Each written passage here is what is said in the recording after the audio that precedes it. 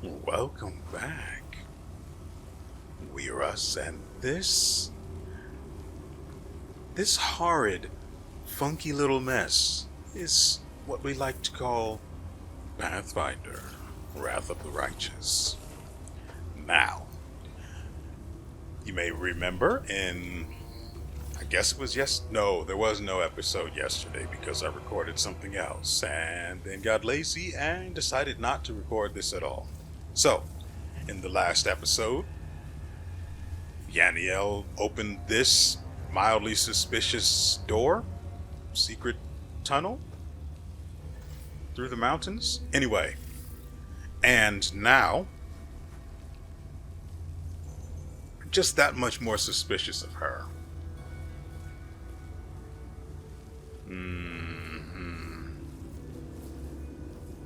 See, I was going to talk to her and ask the other questions let's go ahead and keep our buffs as long as possible, and ask her the questions that would discuss the things that I neglected to the first time because, well, it just didn't seem appropriate.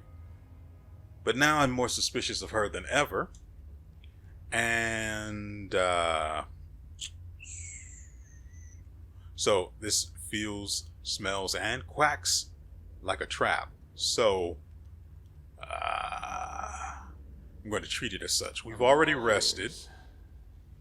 He had 12 of these before. Why doesn't he have 12 of them now?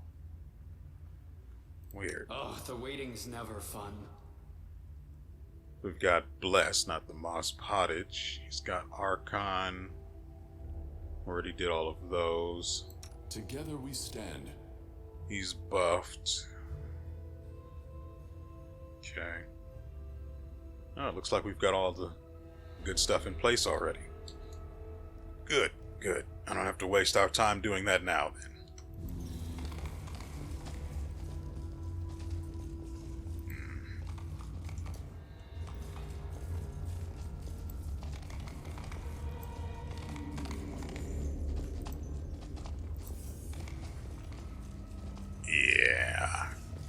Yeah, I don't trust this one bit. How does she even know where the Sword of Valor is?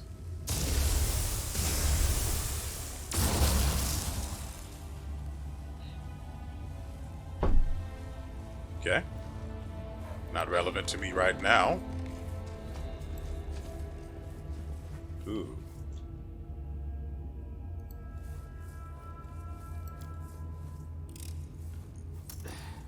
Forget it. This one, with the lowest chance you're going to open Lan. because... You're so awesome, Lan. Wonderful. Once again. Well, this didn't go well. There are...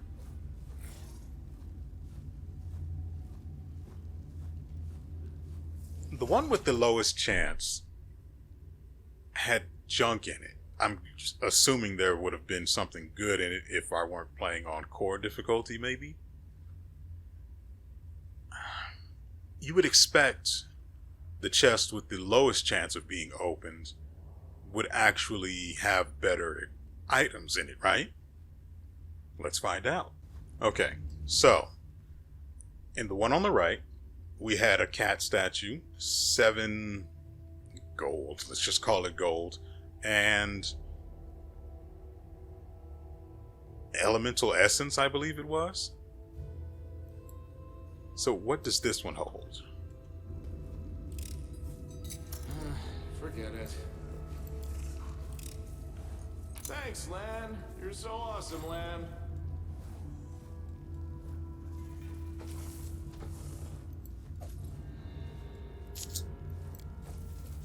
I can't say I'm surprised. We already know what's in there. How about we not waste the lockpick? Okay. We need light. Yeah, why not? And you.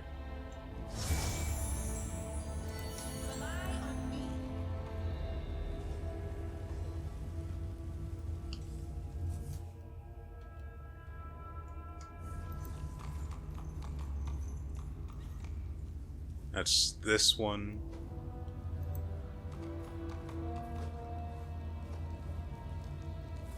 They all have the same mark on them.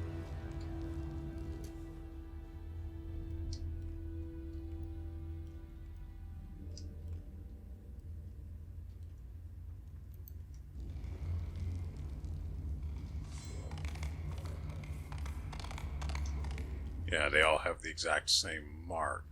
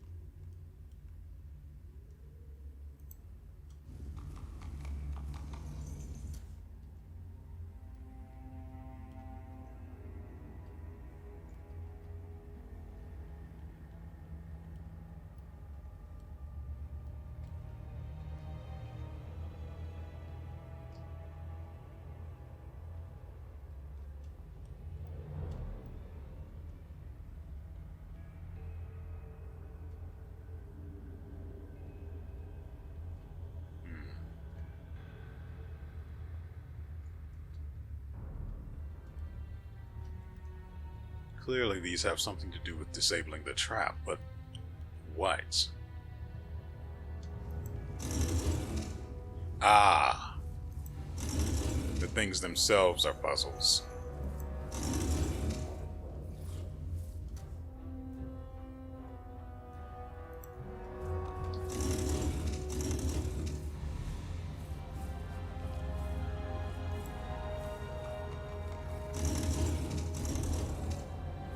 Okay. So this...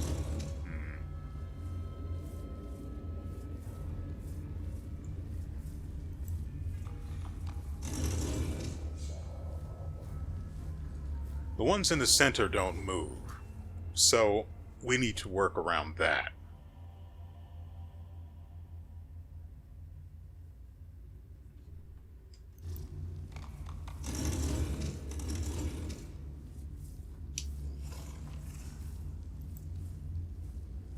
A bright future awaits us.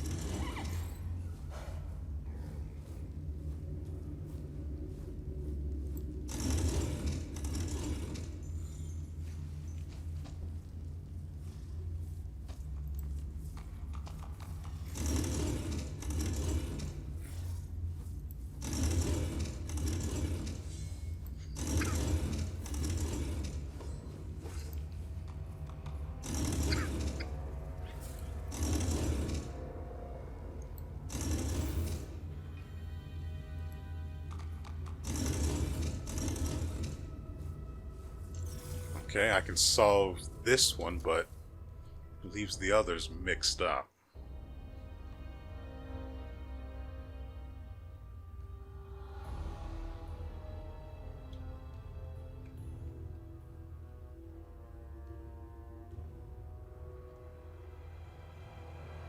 This one is absolutely screwed up. This one is only slightly off.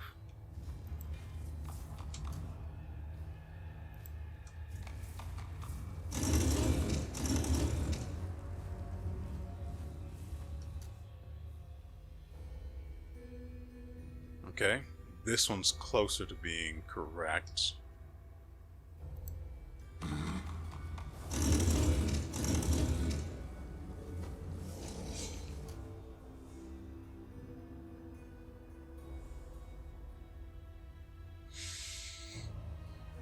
We'll make things right. I don't think we have anyone with sea invisibility, right?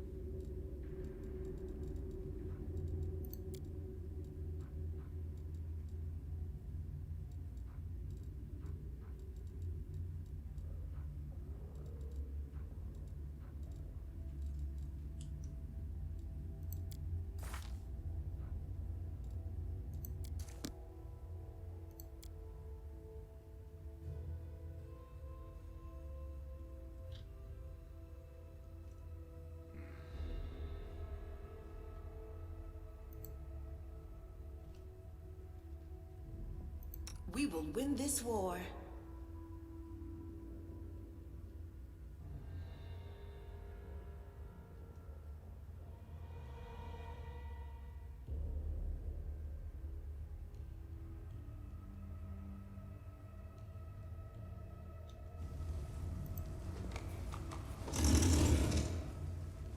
No reason to pause.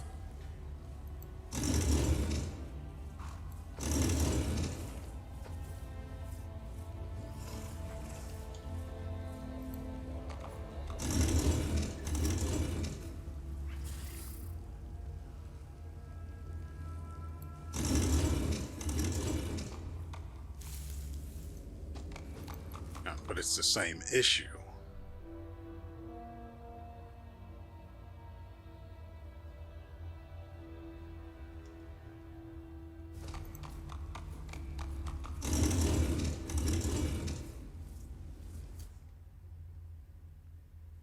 So this one's close to being solved.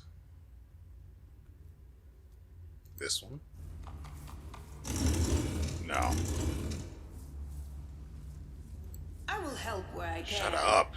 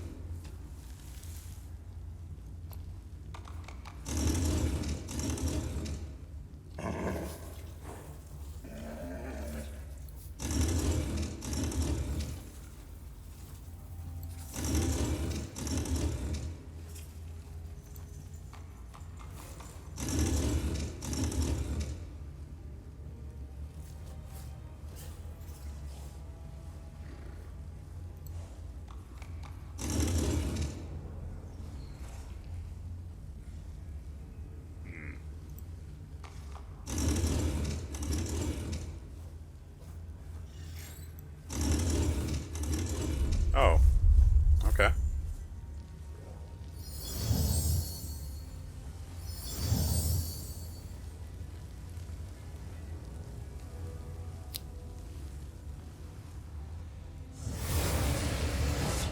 Yeah, that seems about right.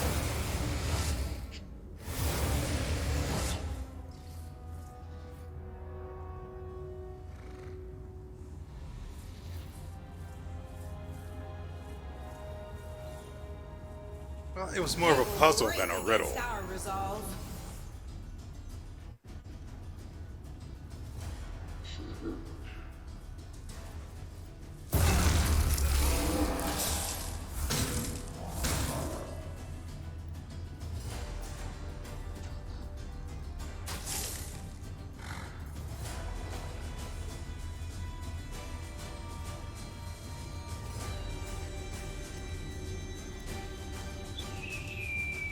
Okay, so let's see what they're You've crossed the wrong mountain. let's see what they're all about. First of all, they're demons. They have spell resistance, damage reduction, and energy resistance. They're immune to crits, damage from non-magical weapons, precision damage, electricity, cold. They can't be rendered prone.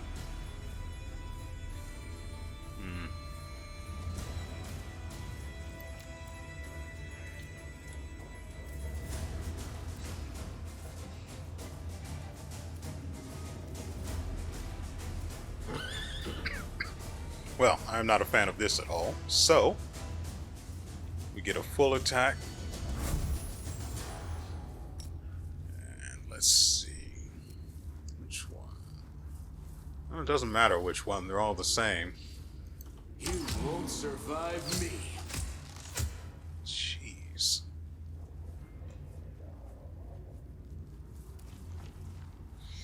Okay. Can't really do much. Yeah. Thankfully, Amber's really far out of the way.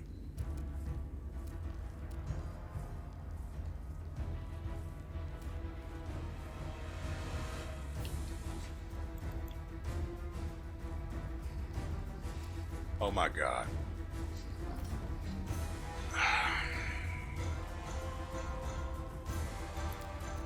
That'll help. Okay, so what do we need? I don't think Volcanic Storm is a good idea here.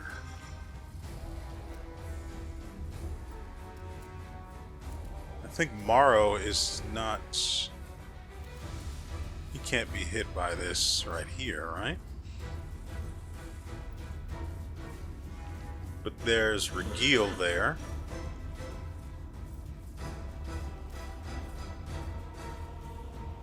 Am I doing it wrong? She only has the ability to bypass their fire damage or fire resistances.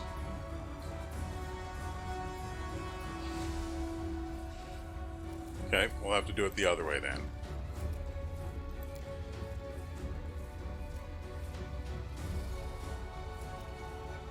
Damage is too low.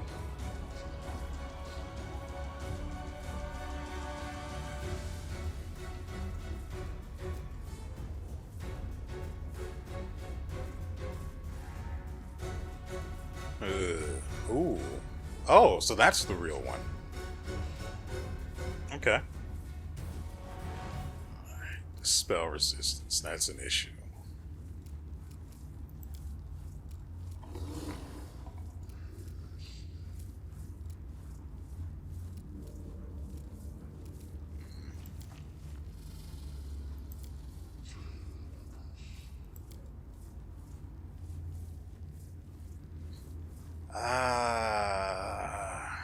Man, I don't know.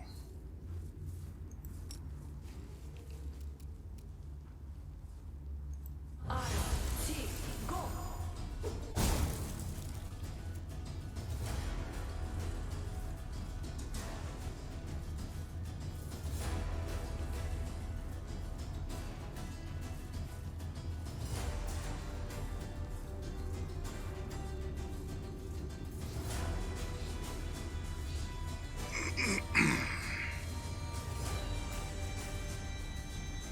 Alright, now we're all caught up.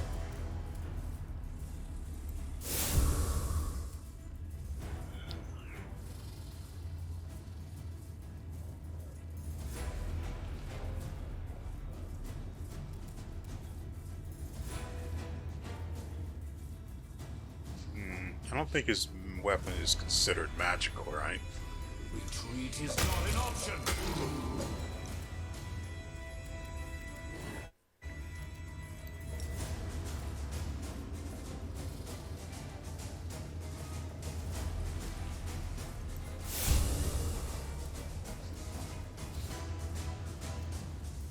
I want to move her, well, them here. Hit you. Thank you.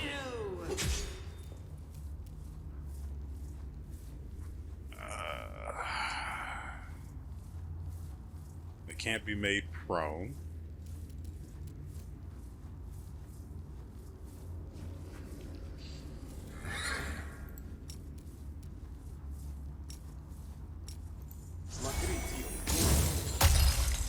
Okay. Nope, that's fine. It's fine. Perfectly fine. Everything's fine.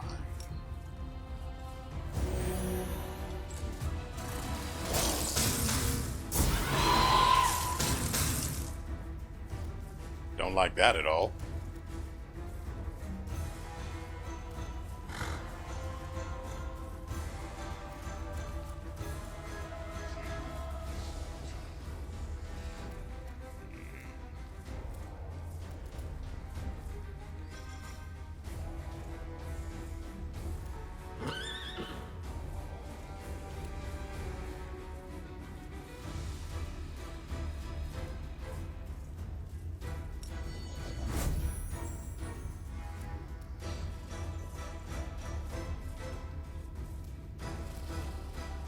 Endure this.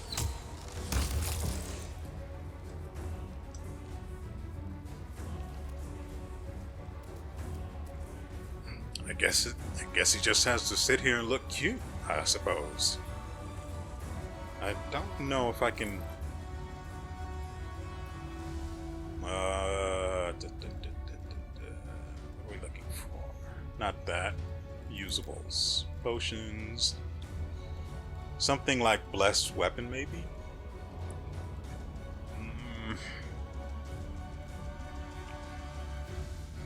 Mage armor. I just want to see if Bismuth can actually do it.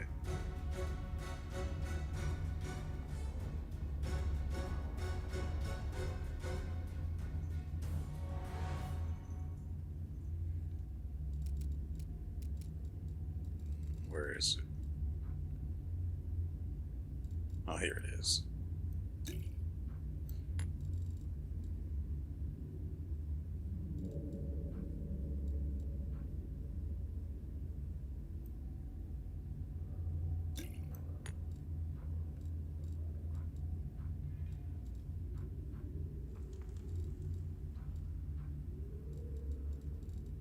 I think Lan lost his size while we were solving the puzzle.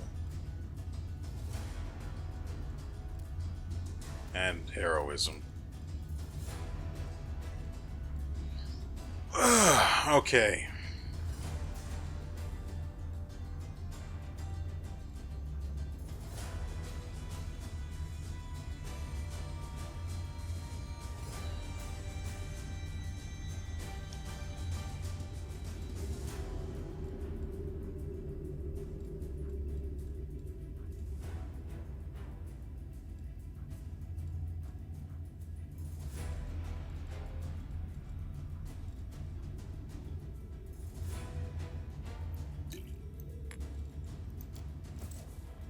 Okay.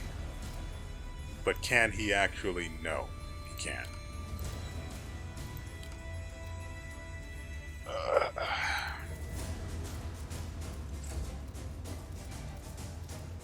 So instead, we're going to have her do it.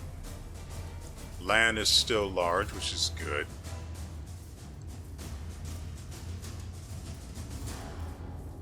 Wait.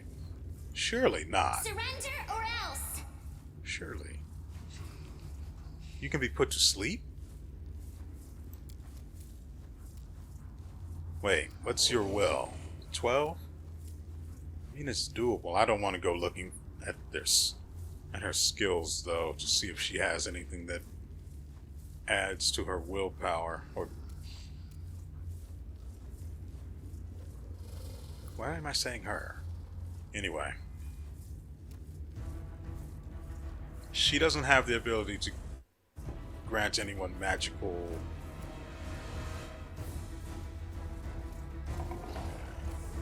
She doesn't have the ability to make anyone's weapon magical, but...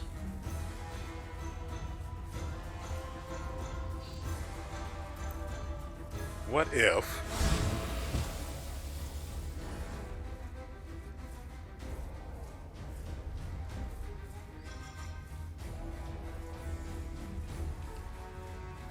Wow.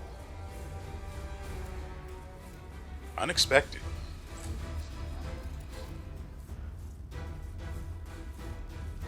Kneel before me.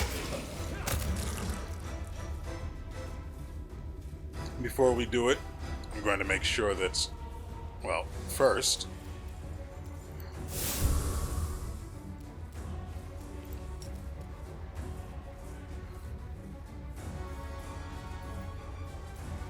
and I think I'll give her blessed weapon instead. Maybe I'll wait. Put her here.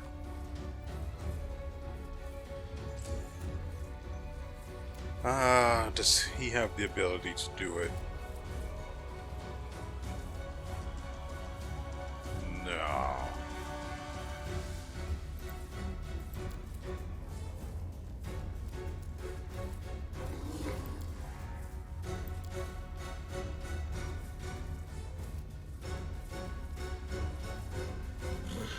Affected by spell resistance, so I'd better not.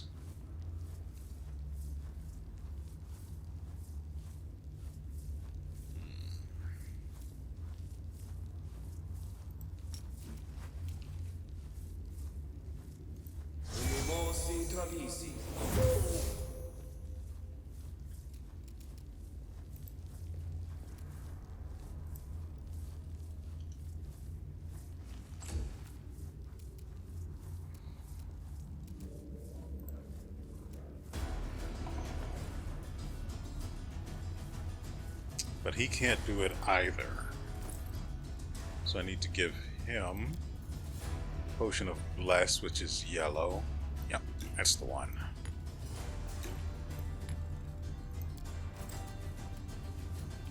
Regil seems fine as far as his damage goes.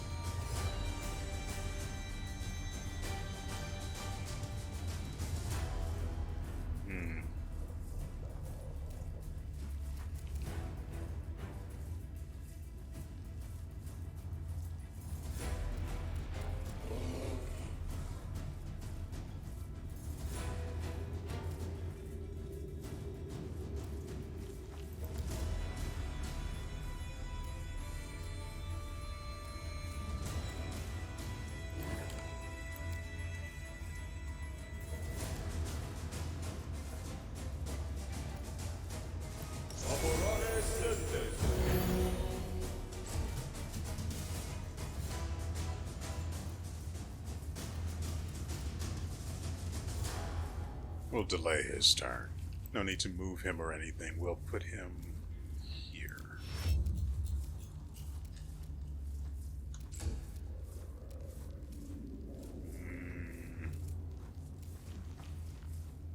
Energy resistance or immunities. Let's just go with Evil Eye.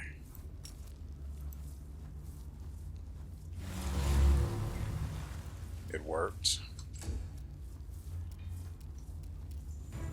Good, good. Actually, we want to do it this way.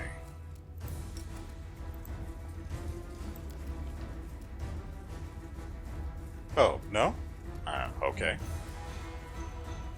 I suppose that'll work too.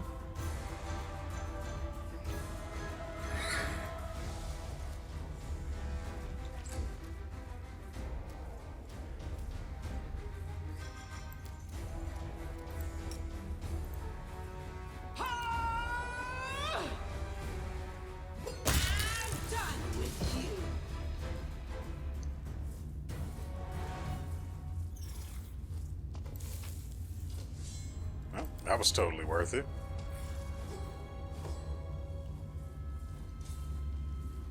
Huh. Oh, skip the pleasantries.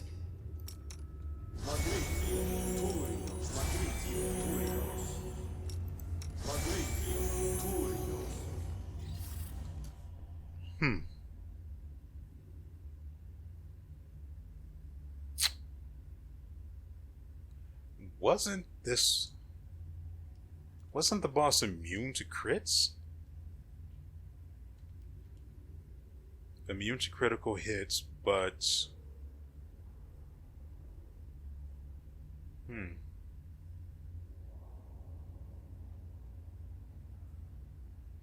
Fascinating.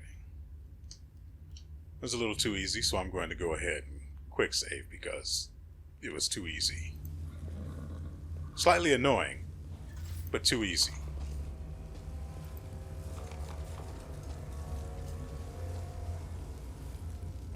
What's going on over here? Appears to be another door.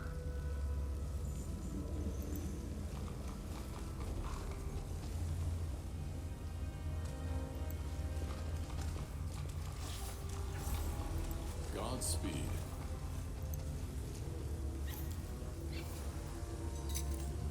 The mongrel did it.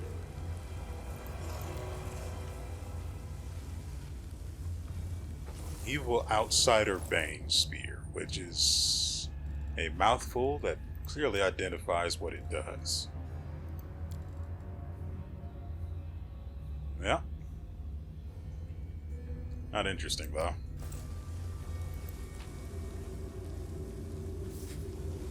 An ancient relic the banner of Iomade once carried into battle. After being raised in a visible public place, the Sword of Valor would gain divine powers and bar the demons from using their teleportation abilities.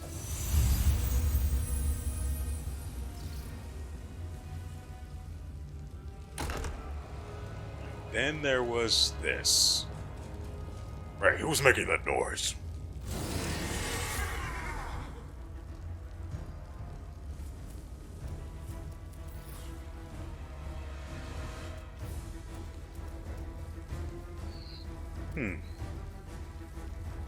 Who is this? Her?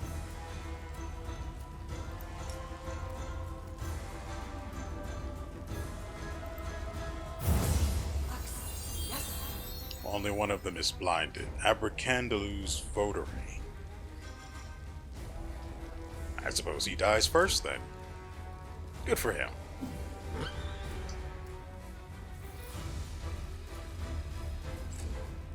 I'll leave our backpack in the back where...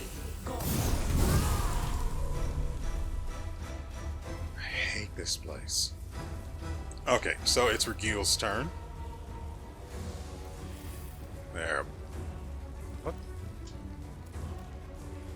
is going on here? This one's mine.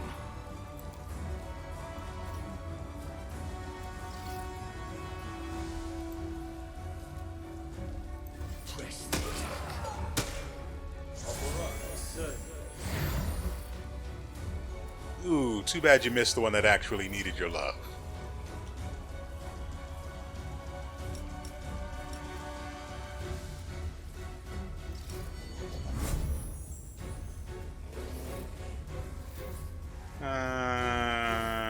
Yeah. What? Why did he lose the rest of his attacks? Ooh, I did not undo. Okay. Yeah, that was my fault then. Absolutely my fault.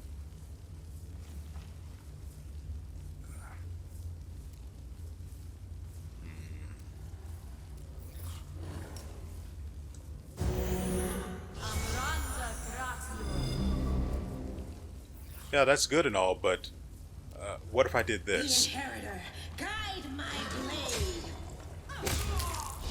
Yeah. Wait, what?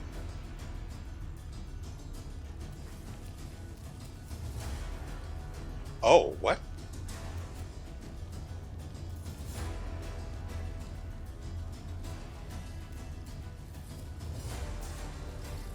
Apparently he has not yet joined the battle. Who's getting his turn next? That guy can't do a thing about that. So, instead...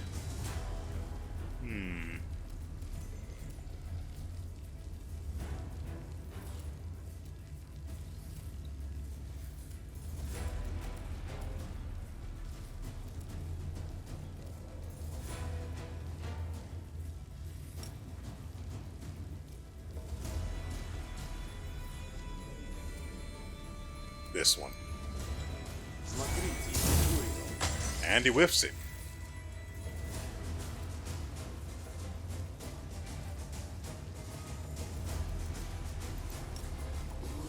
Who's got the lower willpower? You.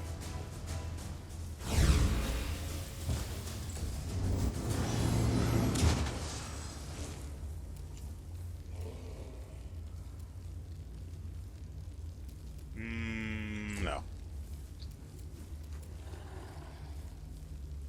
Retreat is not an option.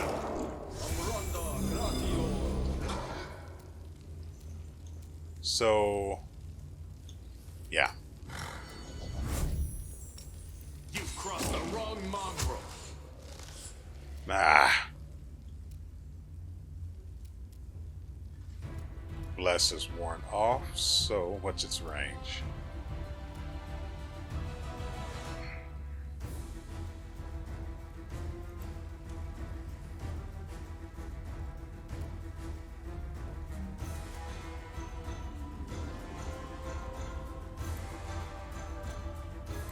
Beautiful.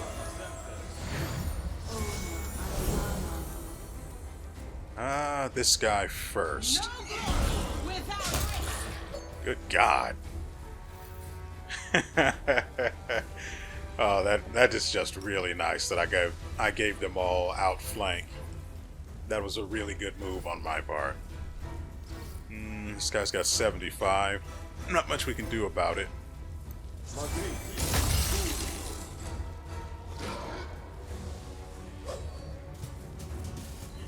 She woke him up with the AoE attack for when she misses.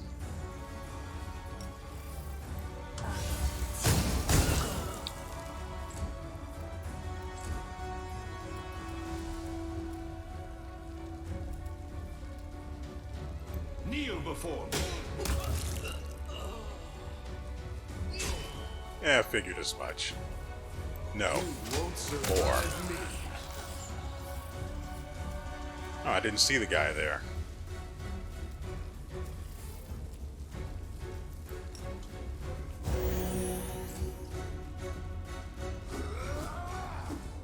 You having fun, buddy?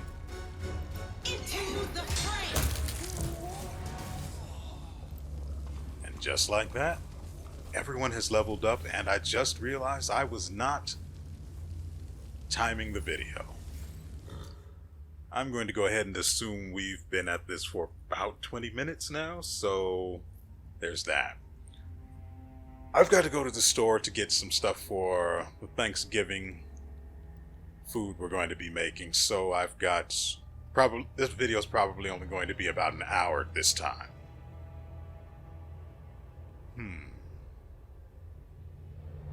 I don't actually know what day Thanksgiving is on, so maybe you guys are watching this on Thanksgiving, or you're saving it for after. Doesn't really matter. Either way, let's see. Okay. Okay, so what I'm going to do is I'm going to go ahead and spin their level up because, why not? It shouldn't take an hour. It shouldn't. That said, it might. Where did that other guy come from? Anyway, so I'm going to take care of their level, and then we'll be right back here. Hopefully in a very short amount of time. Hopefully. Alright, so I have finally gotten done, and just to be candid, it took an hour. It shouldn't have. But I don't really see much I could have done different that would have changed how long it took. Granted, once I stopped entertaining the idea of splitting Morrow and Sela off. Nope, Morrow, Sela, and Regil, I believe his name is actually supposed to be pronounced. Once I stopped entertaining the idea of splitting them off into another class, or whatever you'd like to call them, things progressed pretty smoothly. Regil didn't get much. Anyway, he didn't get much, but I was able to give him an ability that basically allows him to achieve outflank under any circumstance, so long as his allies are within range to do so. But it doesn't give them the what is it called? Yeah, feat. It doesn't give them the feat or allow them to partake of its benefits. It only ensures that as long as an ally fulfills the conditions required for that feat, he gets the effects of it. Not sure I explained that as clearly as I could have, but here we are. Land got snapshot, which is basically... it's basically nothing. He gets attack of opportunity against enemies within the range he threatens, which is considerable unless he's got, what is it called? Always be ready for the worst. Unless he's got point blank shot active. Darren and Ember both received, I think, 3 new spells each. And as you can see, their sidebars are getting Trust in yourself. kind of full. Ember, I chose to get this. She got 1 new hex, and I chose Restless Slumber. Because it's basically... what was the other one called? Yeah, so it's basically slumber, but if the enemy is still asleep when their turn comes, they toss and turn, dealing 1 to 10 points of damage to themselves, which doesn't wake them up, mind you.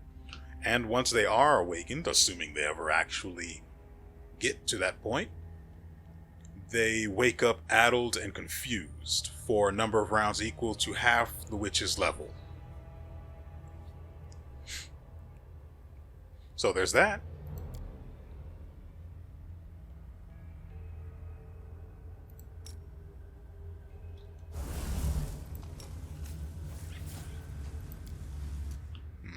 I was wondering if this would add all of the new hexes she has available to her, but apparently not. Like, she has access to, well, at least had access to greater ameliorating, but then again, she also only got this from the Mythic Path point, so there is that.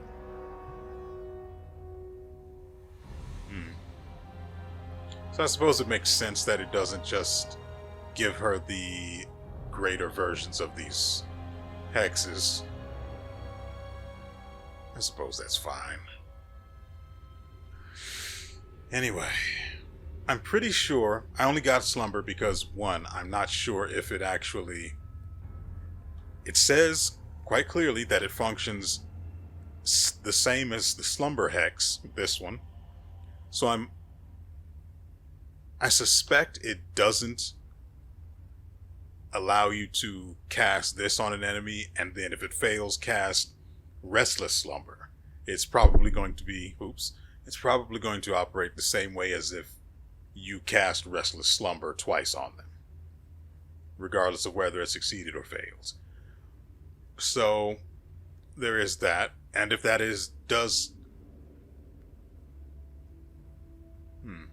if that does turn out to be the case, I'll probably... Wait, if this... Well, it definitely is. Now, if that turns out to be the case, as I suspect it will, that's fine. We can just... When's the last time I actually used this? Why not now? If it does turn out to be the case, though, we can easily just move Restless Slumber here and call it a day. But for now, I think we're all set. We've got all of our buffs in place. And, let's go. We finally got the freaking banner. Oh, Mr. Ed is up to... Oh, hold on. Loot. Mr. Ed is up to 101 HP, which is really, really good. Oh, Morrow did get a bunch of new spells, too. But it's... I can't really do much with them. They're way too circumstantial.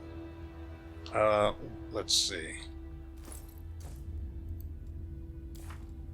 So, this is everything he got as a result of his level up. I gave him Thunderstorm, which I know is going... Call Lightning Storm, my apologies.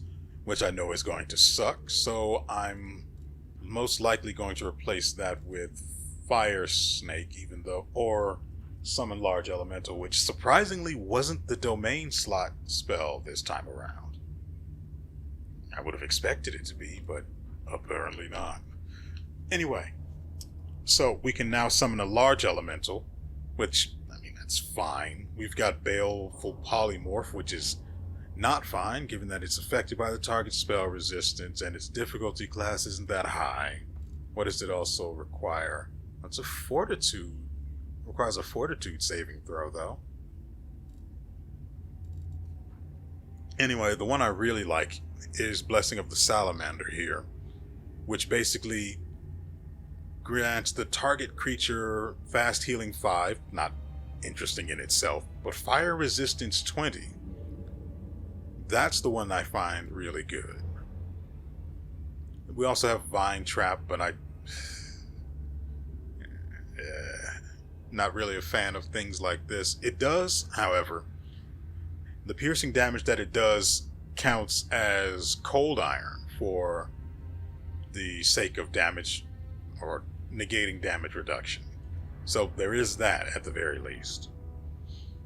But what I chose was Call Lightning Storm, which I know is going to be garbage, and Animal Growth, which is wholly intended for what's his face, Mr. Ed.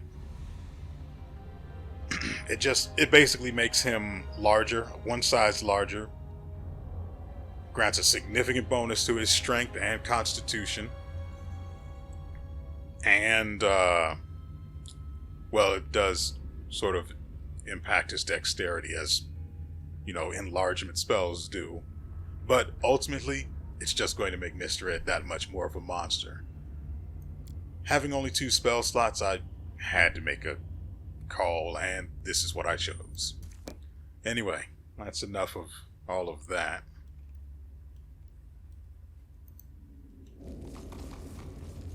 Perception check failed. There is something here. That is There it quite a is. discovery. Okay. We did give Lan more trickery, because we really need his trickery to be higher.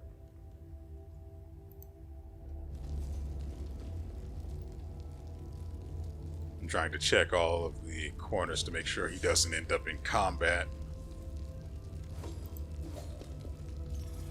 Where is it? Thanks, Lan. You're so awesome, Lan. The best. See, now there are spider webs, and I don't like that. There are claw and tooth marks on the broken bones of unknown prisoners. Is there anything else in here? Let us press on. No other perception. What are you doing? The backpack is doing some really...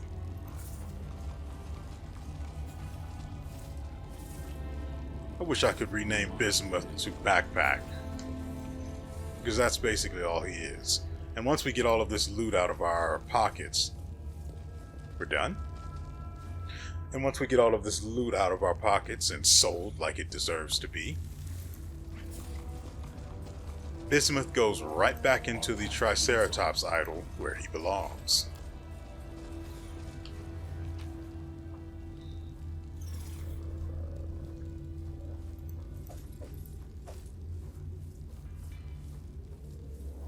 Oh, we can actually take all of the armor, but I'll only carry the stuff that's actually worth it. So these.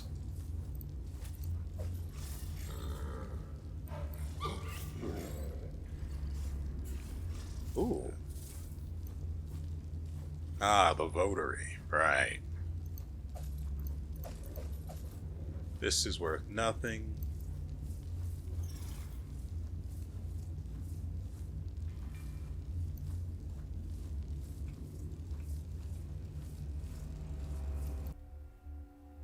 Not exactly a fan of wherever we are.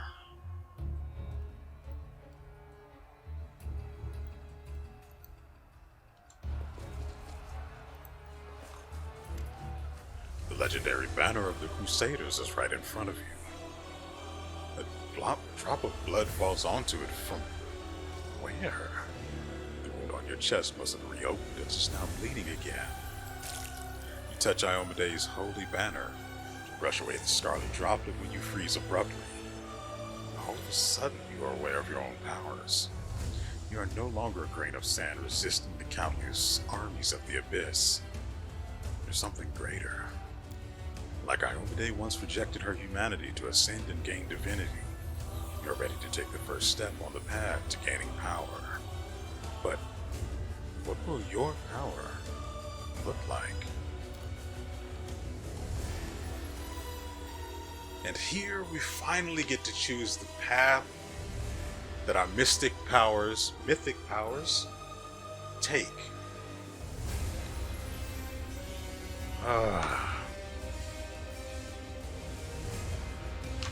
But where will we go? And what are these 4 options? And how do you unlock them?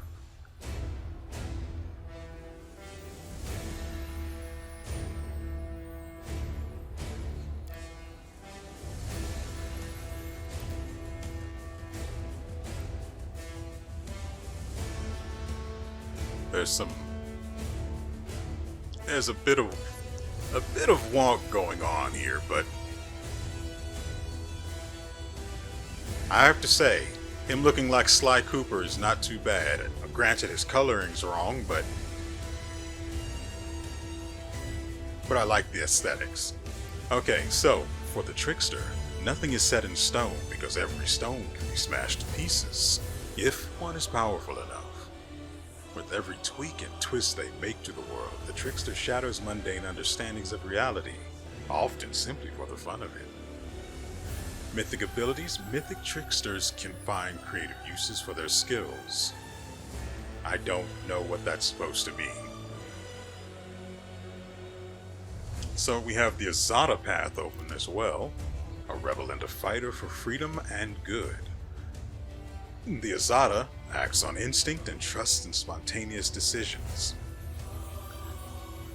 Well, that's already completely the opposite of the way I prefer, the way Morrow prefers to operate. The Azada easily befriends those who don't fit into the neat ranks of the official crusade and does not issue commands, but rather inspires allies to fight. Mythic abilities, Dragon Companion. At the 3rd rank, the Azada gets a dragon as an animal companion. Unlike normal animals of its kind and animal companions, hit dice abilities advance as the Azada gains mythic ranks. Superpowers. Azada can choose from superpowers to enhance. Okay. Not a fan of this one, but let's at least entertain it. The Angel is a mighty champion of good who sets a shining example for the Crusaders, smiting demons with a sword of holy flame. Those who fight alongside the Angel can be certain that they will be protected, healed, and even resurrected in the event of their untimely demise. Among your mythic abilities, you'll gain the ability to summon a spirit paladin for 1 minute. And of course you can't control it, which makes it utterly worthless. Flame of Life, while Angelic Halo is active, whenever an ally suffers damage, they receive fast healing equal to the Angel's mythic rank for 1 round. Not particularly good. Blinding Light, whenever Angelic Halo is active, an enemy that attacks the Angel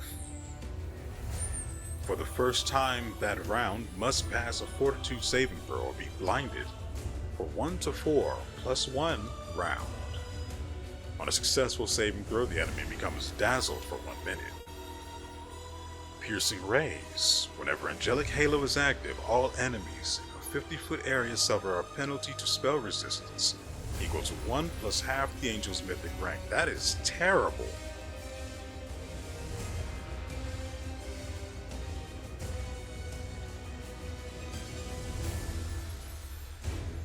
That is so bad.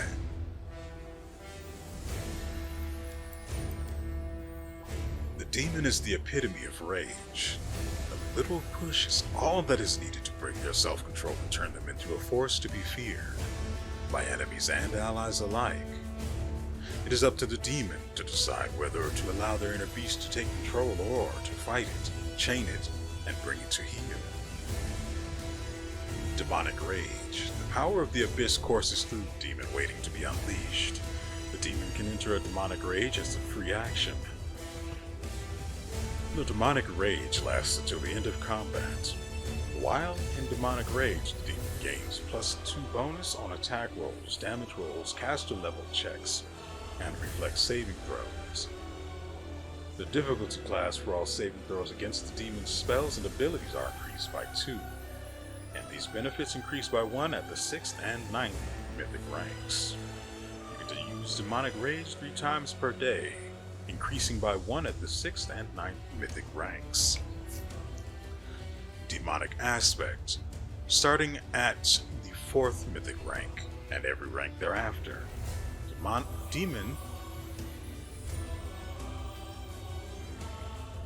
That's fine.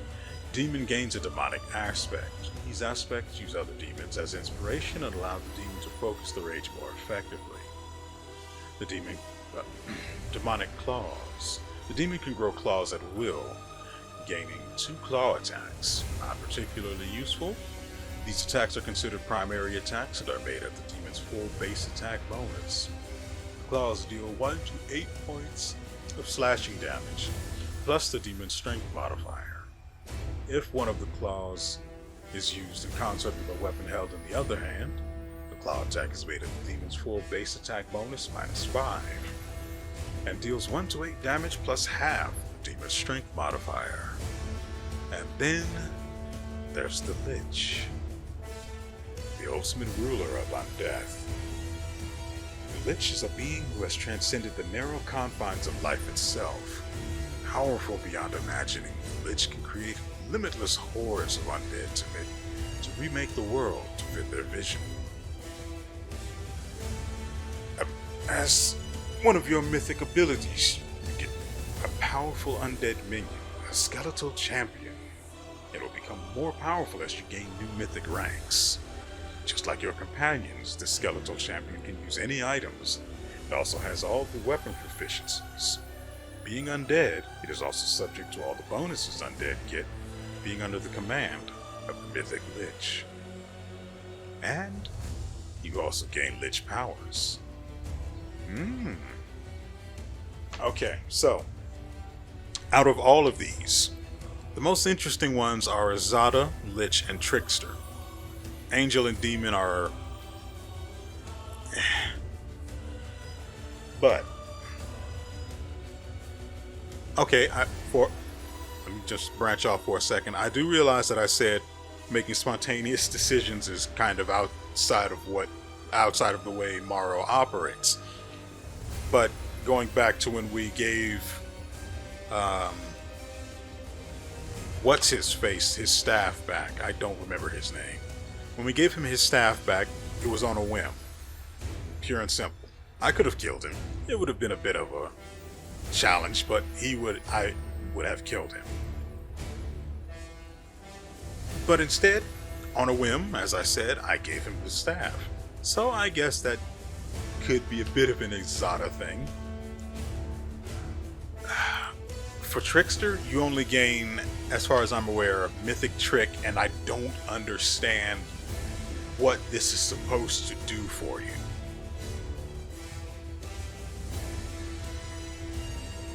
Okay. At the very least, it looks like we can see what it does. So, let's see.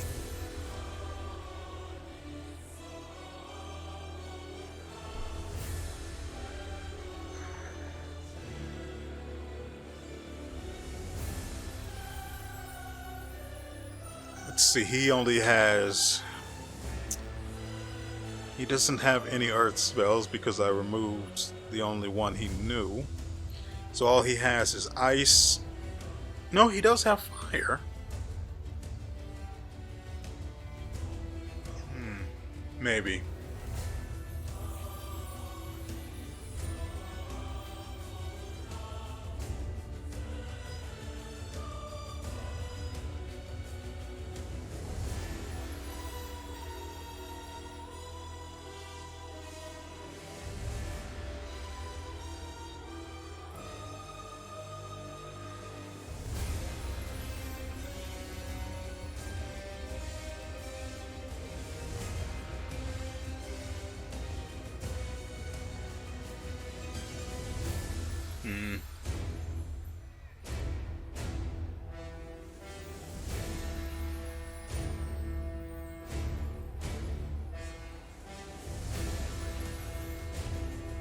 See, this sounds good, but then you're hit with paralysis and you can't actually do anything. It's just...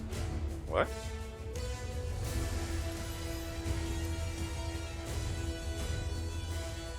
If a character can catch an ally when they are unable to defend themselves effectively from her healing, well, a vital spot for extra healing. The character's heals extra damage anytime the target would be denied. It's weird.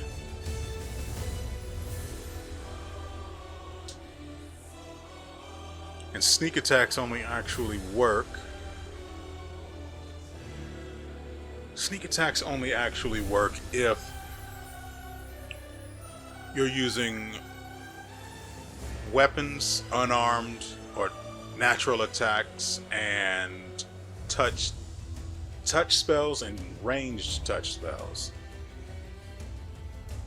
I don't think Morrow has any ranged touch spells. I don't know if the snowball counts as one or not.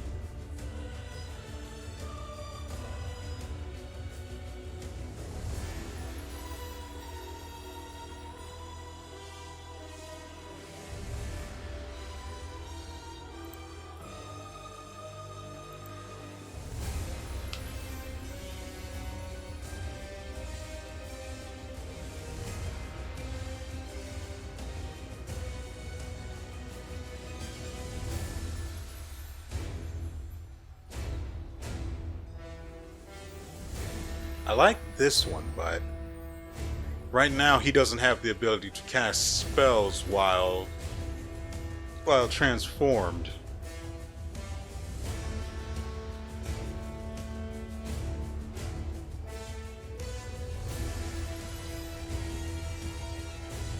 He also needs Ascendant Element for electricity. Wish I could get that for poison, but I mean, screw me, right?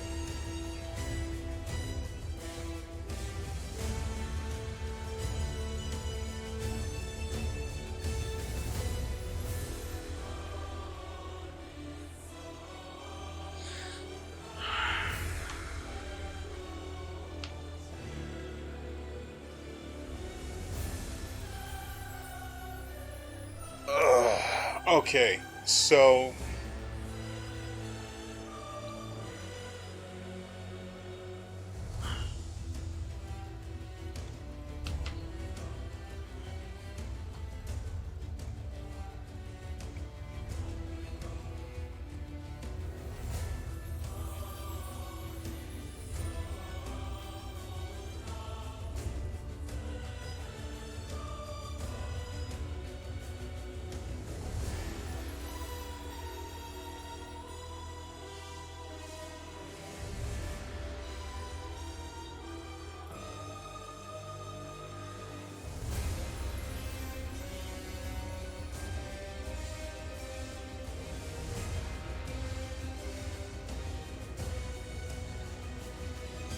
okay, so we'll just go with, I don't know, this one, right?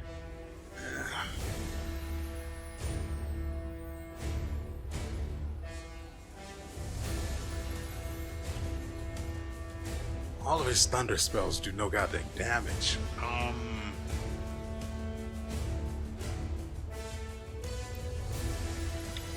Fine, we'll go with this for now, just for... You have learned of a way to improve the efficiency of used magical items. Your caster level of all abilities... No. Caster level of all abilities from magical items you use is increased by your mythic rank, which is a prerequisite for reuse magical device.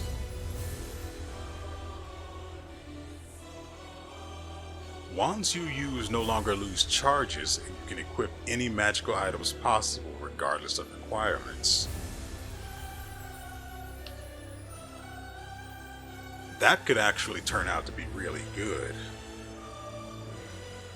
You can enter stealth during combat as a move action. I don't understand why this isn't a thing everyone can do.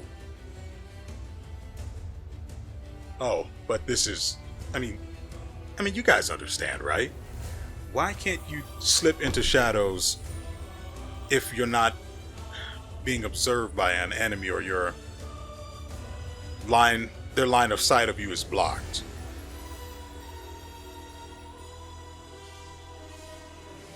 Anyway, this stealth is not broken by a single enemy detecting you. Instead, it acts similar to the invisibility spell, giving you total concealment against all creatures that did not succeed on a perception check against you.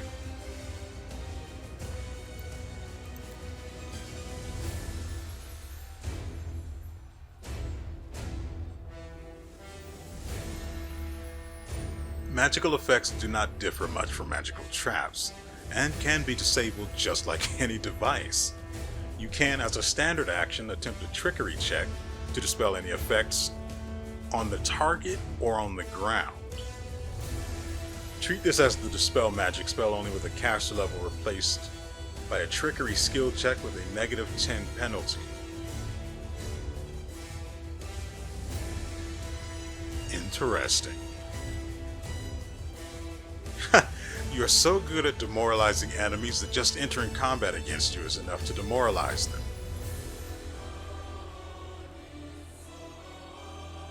You see more than other people. You are under a constant effect of see invisibility, and now can find hidden items in unexpected places.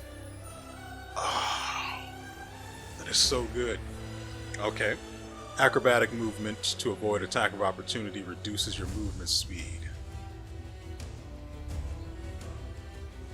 Despite the fact that the skill is called mobility. With this unlock, this confusing problem is removed. Acrobatic movement now instead increases your movement speed by half. Okay, these are actually pretty good.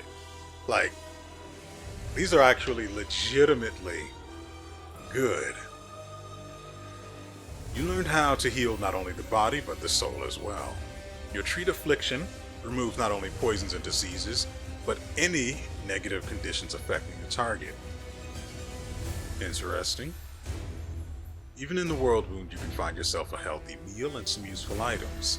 Every time you rest, you search the surrounding area, finding a random potion or a random scroll and enough food to cook a common meal that will give some benefits to all your companions.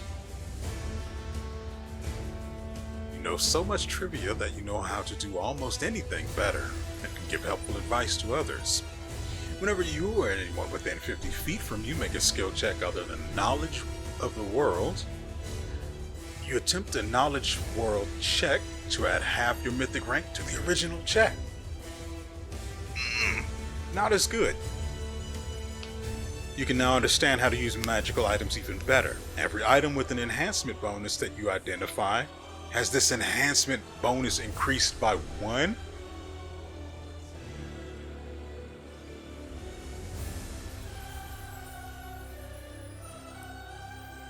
Oh, that is so good.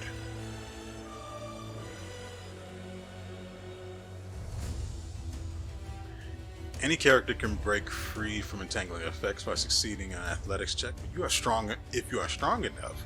There is no actual difference between being entangled and suffering from any other debilitating condition. Every round you attempt an athletics check to remove one negative condition affecting you. Okay. Now, to be fair, Morrow's athletics is bottom of the barrel. Just he basically drags his feet when he walks. The difficulty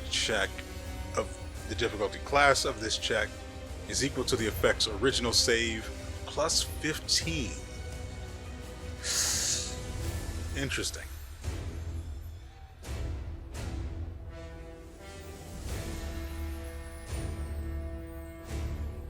God, if we could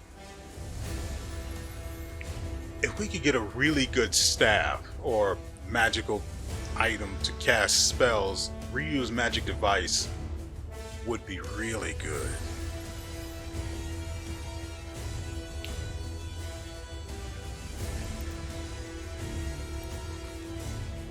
Remember, we're just, testing the water, seeing what we get. Wand of Summon Monster 0. This wand summons an extra planar murder pony to your side once per day.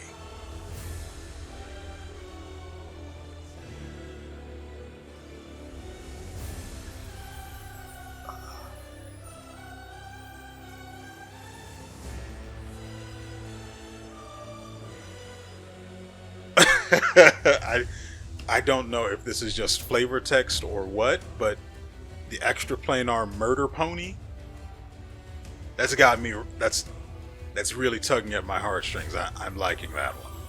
Then we have Doom, which,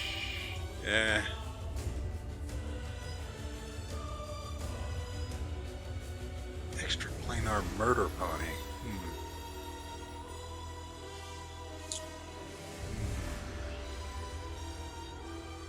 I mean, it sounds interesting. Given that all of these are really low-level spells, I expect this to be just as bad, seeing as this, it's level 1 spell here. But I get to choose 3 of them. It's always nice to have another snowball to throw.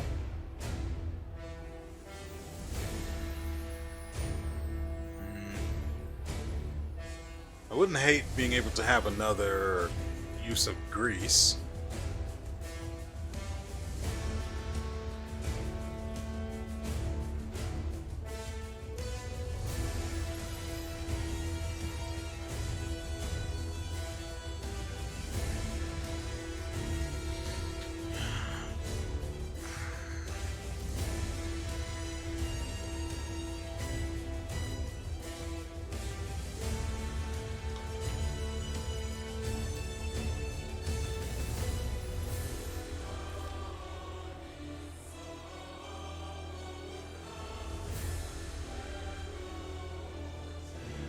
So he now has the ability to inflict sneak attacks, which I really like.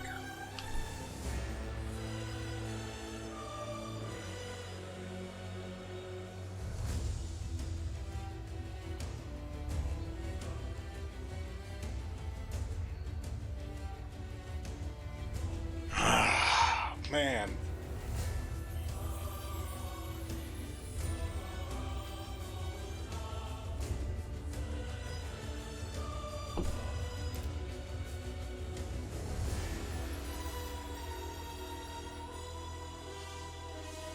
Having this means I wouldn't need it for anyone else, which is good.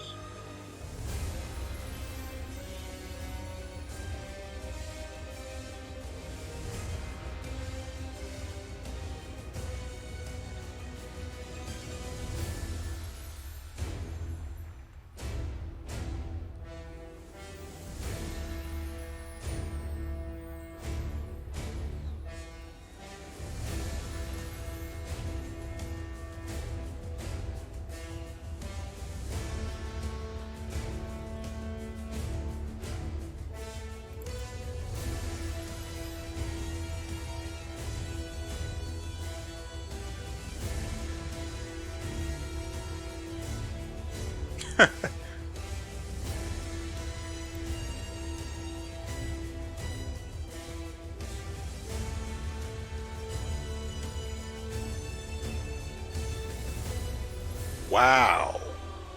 Enemies affected by your demoralize ability must succeed at a will saving throw with a difficulty class of 10 plus your ranks in persuasion. I think he's got 10 in persuasion. Or become paralyzed and completely helpless, which means coup de grace. But it's also a will saving throw, so keep that in mind.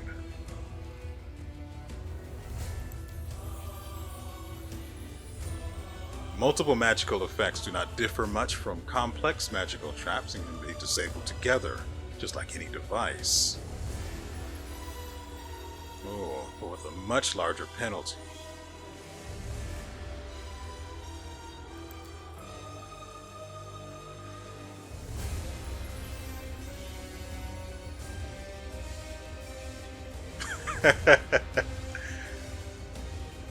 Okay. You now know religion so well that you can use abilities usually reserved for clerics. You can select 2 domains, gain the abilities of those domains, and can use spells from those domains once per day, as long as the level of those spells is lower than your mythic rank.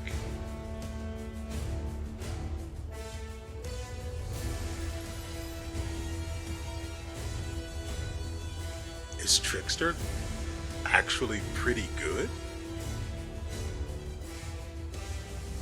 I absolutely love all of this. I mean, granted, the Arcana one doesn't seem all that good. No, this is actually pretty good. The World one isn't that great, but does it get better with rank 2? You know so much about the world that you understand that everything in this world is decided by dice. Uh-oh. He's detected the 4th wall. and you are good at dice. You have some very special dice that you will use from now on. Every time a member of your party would roll a 1 on a d20 roll, the result instead becomes 20. Holy crap, Trickster is actually disgusting. I mean, granted, these are, what I'm reading now are the rank 2 versions. But holy crap.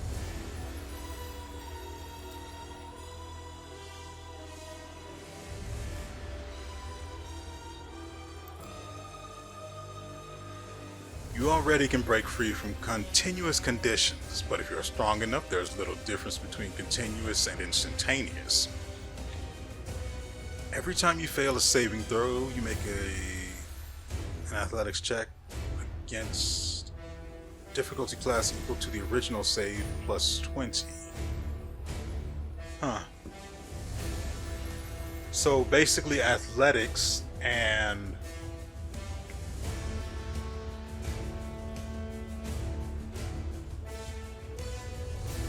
dang. The first rank of knowledge of the world is meh, but the second one is actually pretty freaking huge. Now, lore of nature, that one is pretty doo-doo.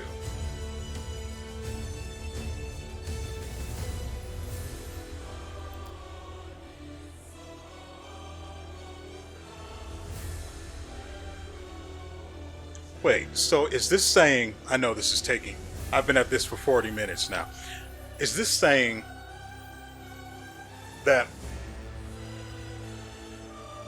when you avoid attacks of opportunity by using acrobatics,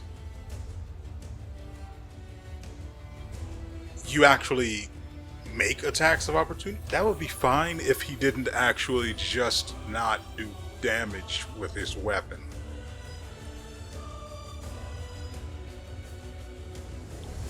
So it's not as good. So this nature and athletics are probably ones I'll never put any points into. Probably stealth as well.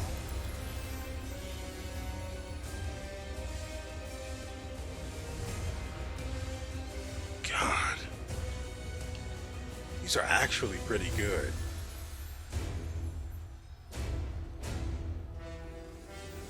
Really, what I want to do is to go through with this and then see what the murder pony is like.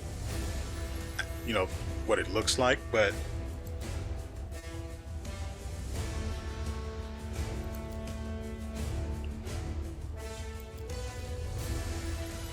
yeah, we keep that.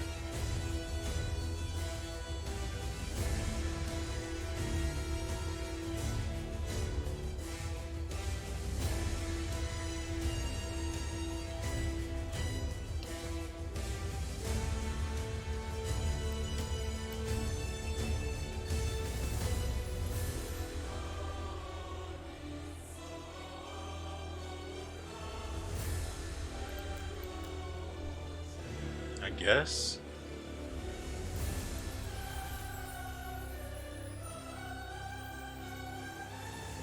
Song of Heroic Resolve. Izada starts a performance that grants all allies within 50 feet a luck bonus on all saving throws equal to half the Mythic rank. Whenever an ally under this effect makes a successful saving throw, they're healed for a number of hit points equal to 2 to 12 plus the Izada's Mythic rank.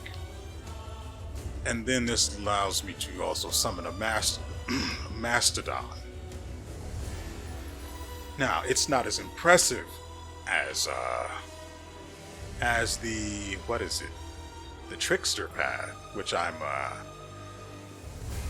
slowly sliding towards. But you also get a freaking dragon. Question is, what is the dragon's level? Because if it comes out and has 50 HP, it's as good as dead. Every single day, all day. It has to be equal to his base level, or it's not worth it. So I'm a little worried on that end.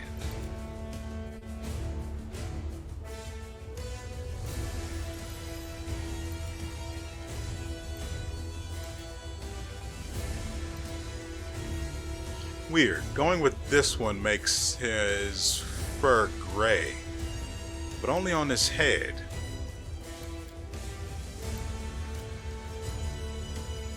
Oh, this one changes his tail and his eyes and... Okay.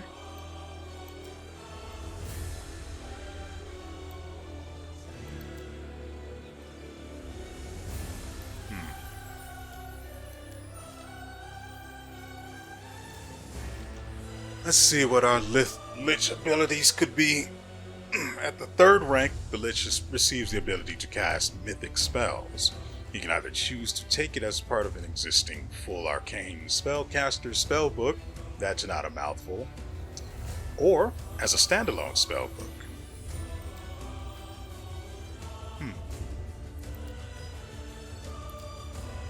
If I go with this one, I get 2 spells and Lich powers. Or I just go with this one and only get...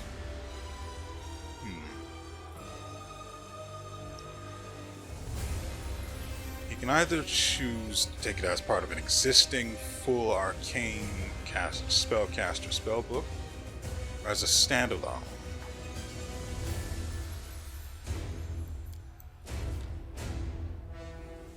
Ooh! You get a powerful undead minion.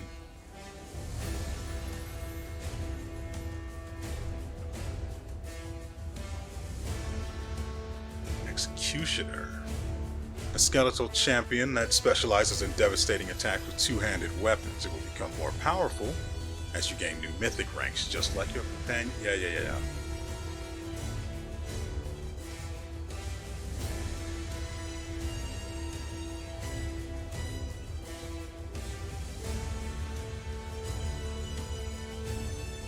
Interesting.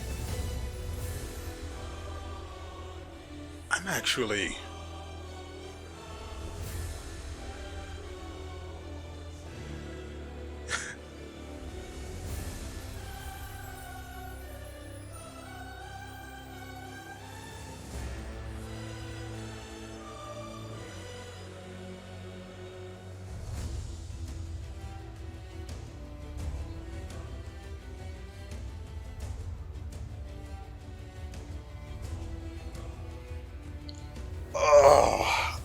I don't know. Being able to choose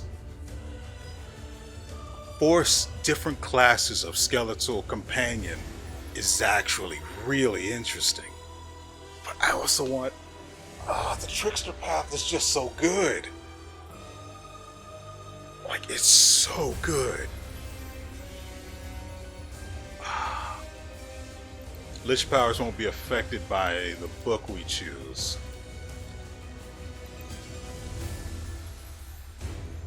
Let's just choose one of these without reading, and then see what we get here.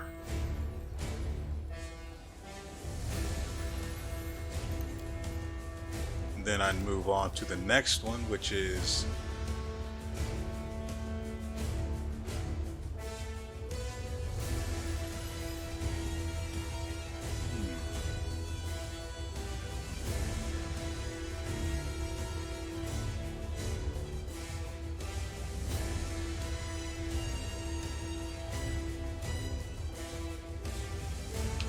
I genuinely don't know. Hold on, I want to test a theory. If we go with this and then like this, does he get... Yeah. Yeah, he just gets all the spells. Level 3. You know how to gain strength from fallen allies and enemies alike. You gain +1 to attack rolls, saving throws, and damage rolls for every dead creature in a 30-foot radius. Up to a maximum of 3 + 1 per 5 caster levels.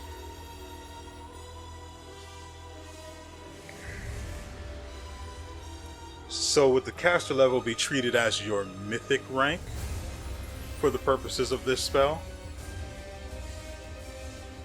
If the bonus is +3 or higher, you additionally gain the effects of the haste spell.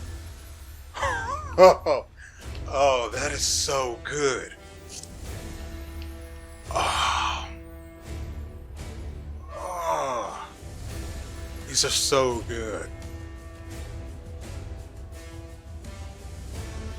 You know how to deal with both mortal and immortal flesh. When used against an enemy, this spell deals 4 to 36 caster level plus caster level damage to living targets.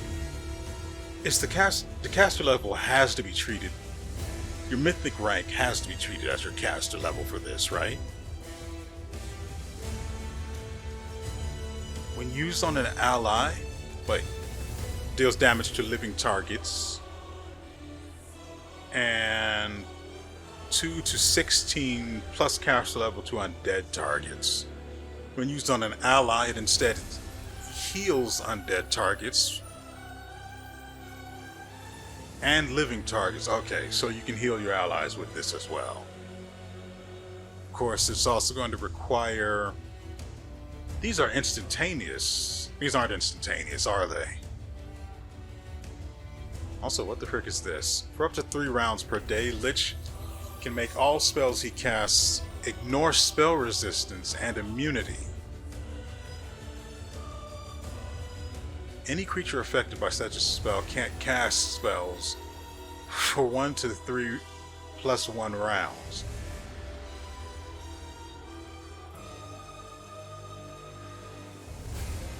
Oh. I mean, it's only up to 3 times per day, but that is... I mean, 3 is enough to come in clutch.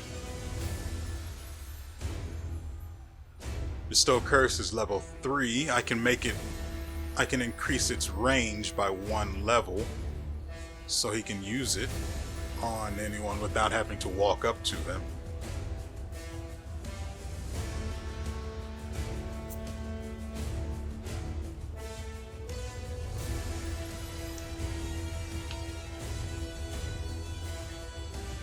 Corrupted Blood. You corrupt an enemy's blood, making it contagious. The target is nauseated for 1 round per caster level. Each round it can make a new saving throw to remove the condition. If the saving throw is successful, the target instead becomes sickened. If the target dies while nauseated,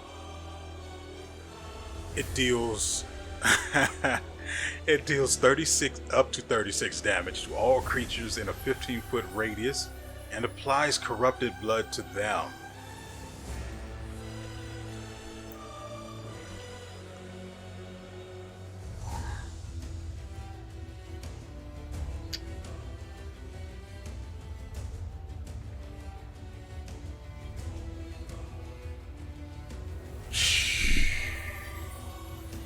Plus, he also gets to cast haste.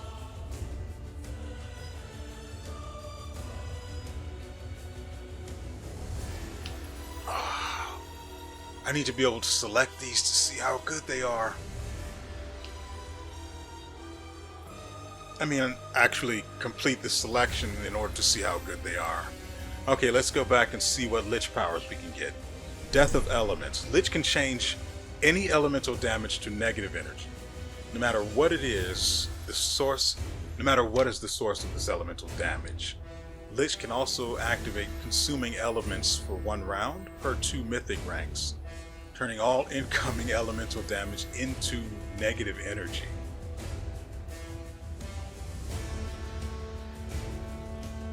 Interesting. Whenever Lich charges or uses any combat maneuver on successful hit, the enemy suffers... Okay. All of the Lich's natural attacks, including ones he makes in polymorphed form, as well as melee touch attacks and unarmed attacks, deal 1 to 6 plus mythic rank points of holy damage as the target's flesh rots. The affected creature also suffers 1 point of ability damage to strength with each hit. Interesting. For 3 rounds per day, Lich can imbue all spells he casts with the powers of the Eclipse Chill. Creatures affected by such spells must pass a Fortitude saving throw with a difficulty class of 10 plus your intelligence modifier, but for the sake of Morrow, that would be his charisma modifier, plus his Lich's mythic rank, jeez. Or become blinded and suffer 2 to 16 plus mythic rank cold damage, becoming vulnerable to cold and negative energy until the end of combat.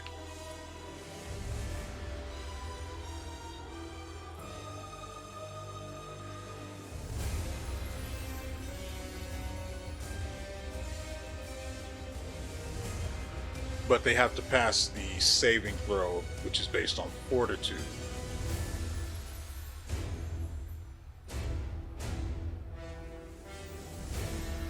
I don't remember what his charisma modifier is.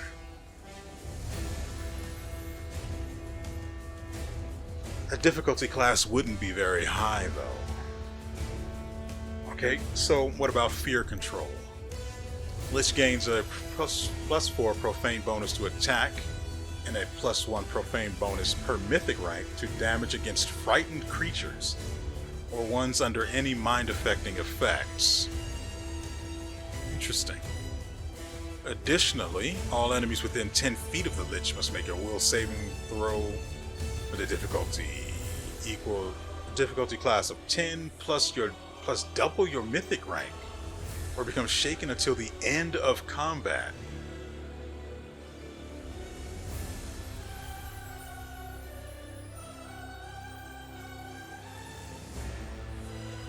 Indestructible Bones. The Lich gains damage reduction of 10 to everything. Interesting. Whenever an enemy lands a hit on the Lich, that enemy becomes cursed with decaying muscles. So are you talking about... It has to be weapon attacks, right? Weapon and natural attacks. But it says whenever an enemy lands a hit, and it doesn't specify. I have to assume it means melee for the sake of, choosing the right one right now. But if it's not, that could be huge. Of course, given that the curse afflicts them with decaying muscles, it must mean melee and, weapon attacks and natural attacks. Under this effect, the enemy suffers a penalty to attack rolls until the end of combat. But the effects from multiple applications of this ability don't stack. Here we have Magic Devourer. The Lich gains spell resistance of 25 plus his mythic rank. And whenever an enemy fails checks made to overcome the Lich's spell resistance, the next spell the Lich would cast or next kinetic blast becomes quickened. When a spell is quick, just so you guys know, for those who don't know, I mean, when a spell is quickened, it basically is cast as a swift action. So you get to then, it doesn't count as a standard action or a full round action, although I think full round spells would still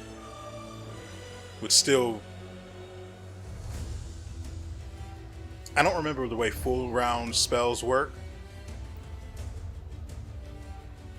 They either remain the same, they either remain unchanged, or they become standard round spells. I think it's the first one though. That is actually huge. Having spell resistance on Morrow would be massive.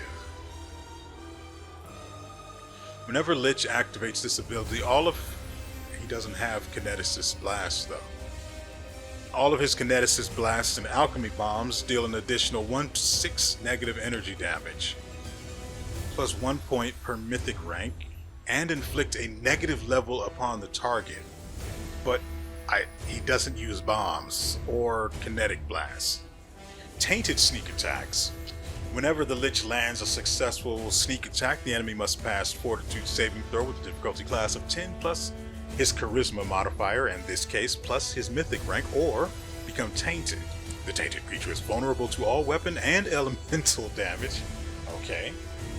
As well as suffering a +2 penalty on all attack rolls and weapon damage rolls until the end of combat. Additionally, the Lich's sneak attack damage is increased by 1 to 6. Ooh, wow. Like, Lich is really, really good. And then we have Undead Mount. Lich grants his animal companion all undead traits, as well as damage reduction of 10 unless against good, and a spell resistance of 15. I don't have an animal companion to start with, and with the Lich I can't really get one. I get the Skeletal Vanguard, which means he always has someone with him, which is good. Lich can enchant items he wears with Bane Living. Not really useful unless it works against demons. But let's keep reading. And nullifying special abilities. He can enchant items he wears with Bane Living and nullifying special abilities. If a creature is killed with the weapon of death, all creatures in a 15-foot radius suffer a penalty on caster level checks made to overcome spell resistance equal to twice the list's mythic rank until the end of combat.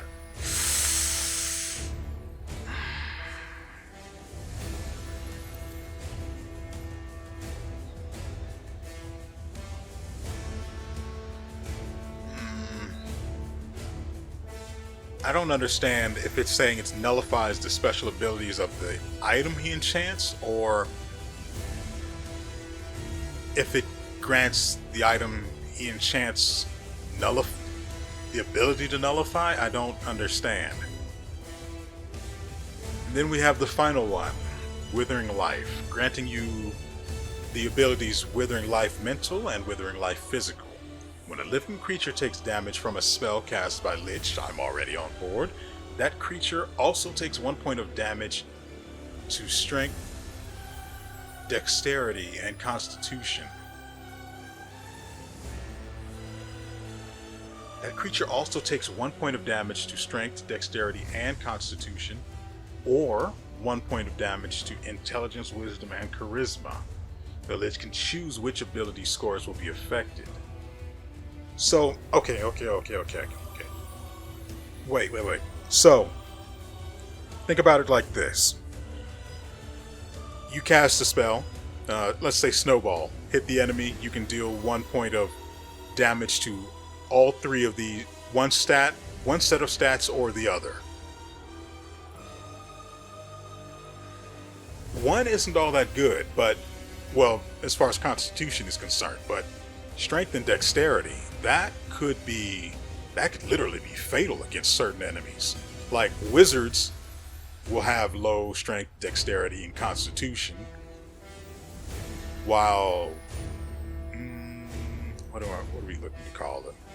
While melee attackers will have lower Intelligence, Wisdom, maybe even Charisma, which would make them easier to just free kill like that. Of course, there's also those enemies who are immune to ability score damage, which makes taking this completely worthless. But what I'm really excited about, and I know we've been sitting here for about almost an hour now, but it's just so huge.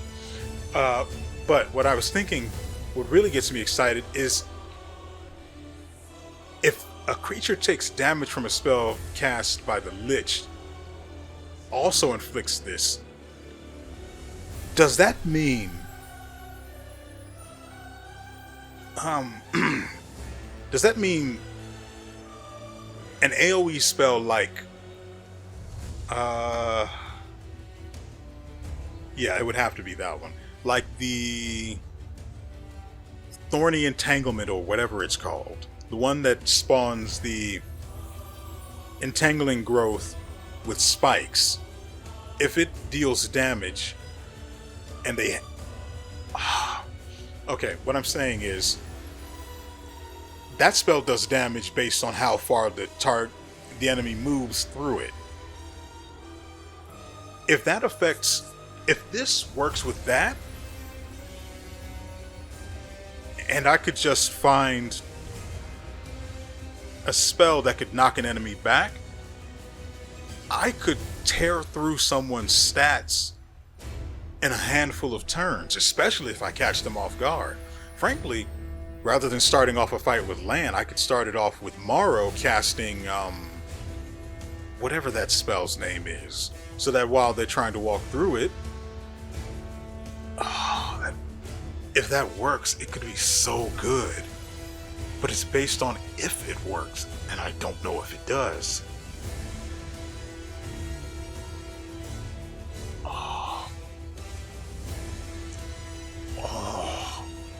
The Lich is so good. I think the Lich is above the Azada in terms of interesting, because I also get a companion out of it. And a summon, as a matter of fact. I get the Summon Fallen, and it summons them for 1 minute, which sucks. But it is a summon. And the companion is there for good. What do we go with?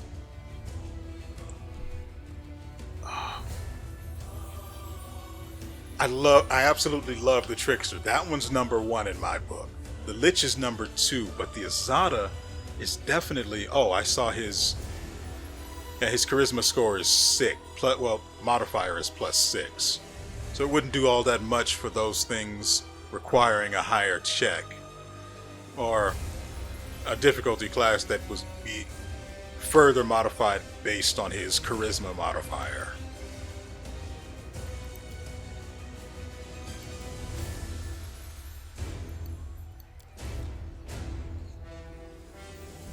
See, for the Azada, it's not really good. You don't get very many spells. They're all level 1. The only thing that's of value here is that you get a dragon companion. The question then becoming, what level is the dragon companion at? I want to summon a murder pony at least once. So that may be what we do before we end the video, because we've been here for a little while now. Challenge evil, because command is pretty bad.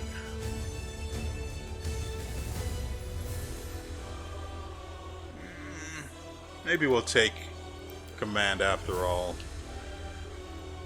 Having 2 people using that might actually be better. I'm only doing this because I want to see the dragon companion.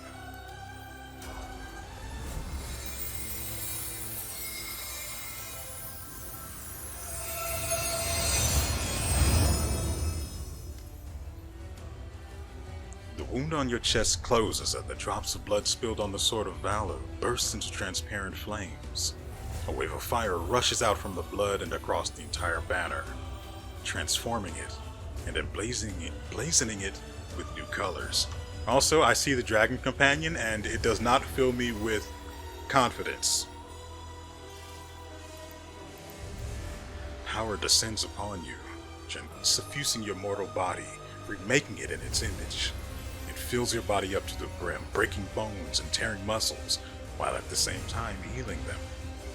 You raise your head, acutely aware that the wind of freedom will be at your back from now until eternity. So much joy. I feel like laughing. I don't even know why.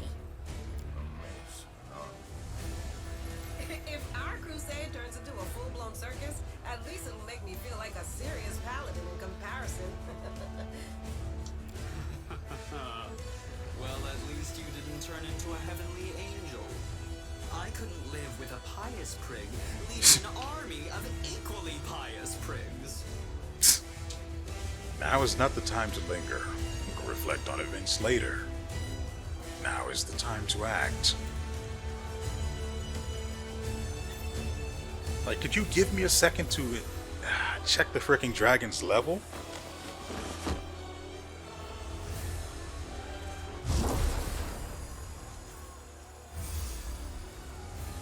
And now, Granted, keep in mind, we're not going to be keeping this decision. I just want to check the freaking dragon. And demons are exploding one by one.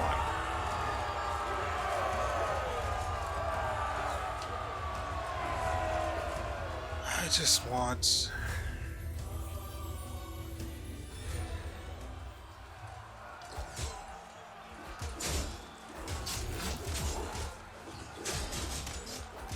Oh, we get to see what was going on while we were over there. Milady, this creature's about to die. Shouldn't you?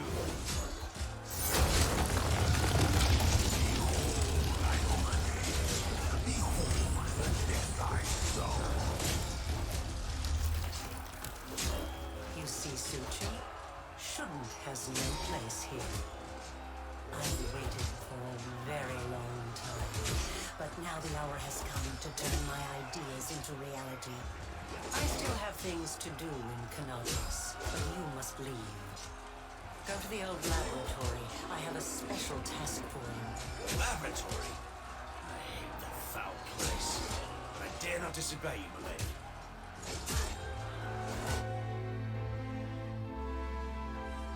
Forgive me this little masquerade. Yaniel says in a different voice, one that sounds vaguely familiar. Suddenly, the illusion vanishes. I am WeArEuS, also known as the architect of the World Wound. What are we meant to discuss with one of the key figures in our enemy's army, I wonder? Watch it. She's deadlier than a dozen demons.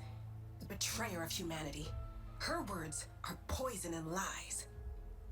You handled the power of the Sword of Valor well. Such artifacts are almost like living creatures, and they react to their own kind, shall we say. The Sword of Valor once belonged to a mere mortal who became a goddess. It seems to see something kindred in you. Touching you has left the sword irreversibly changed. Now it is your banner, not Iomede's. Although perhaps it will still stop the demons from teleporting to the city as before. Wherever you go, things change.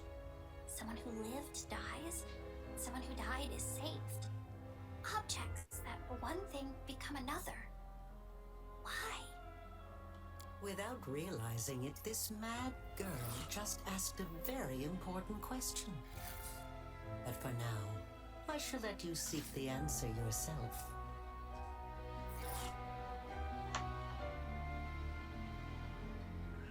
I don't understand why here... Why is this even an option? How would he have known? It doesn't make sense that he would know this. Frankly, it doesn't make sense that we would know this before now, but whatever. But why would he know this and be able to ask about it? I suppose the first option we have to go with is what happened to Yaniel? The Yaniel you freed from the dungeon was merely a mask. Sometimes I like to wear the guise of my fallen enemies, to study them from the inside. The real Yaniel has been gone for a long time, but unfortunately for her, not permanently. Her lot is far more frightening than the one I showed you. Perhaps you will learn the truth one day, but for now, it isn't necessary.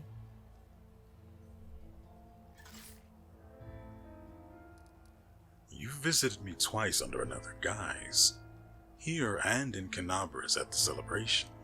Would you speak to me if I came to you in my true form? Well, this will never happen again. I no longer need to hide my face. Wait a moment. You mean to say that on that terrible day in the square, our most honorable prelate, defender of the city against foes from within and without, stood shoulder to shoulder with WeArEuS herself, and he didn't suspect a thing? Forgive me, but it's just too sublime. Do great villains and deities often gad about in disguise like that? Perhaps we've all shaken the hand of a herald, maybe even Zon Kuthon's, and we didn't even know it. I was there, as were you. She made fools of us all. True, true. But only one of us boasted that the Queen and the Goddess had personally appointed him to guard Canabras against enemies from without and within. Neither you nor I, as I recall, ever arrested anyone or had them burned at the stake for their supposed crimes, all while crowing that we could sniff out an evildoer at 50 paces. You've helped me twice already. Canabras, when we fell into the caves, and here, pointing the way to the Sword of Valor. Why would a half-demon, Daskari's favorite no less, ever do such a thing? I'm creating something. Building. Studying how the land lies. Laying the foundation. I am called the Architect for a reason. I'm not asking you to trust me. That would be unforgivably stupid. But I suggest, just suggest, that you search, analyze, think. What happened in old Sarkoris?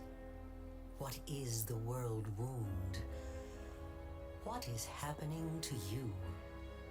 Search for your answers. And for now, farewell. Let's have some fun!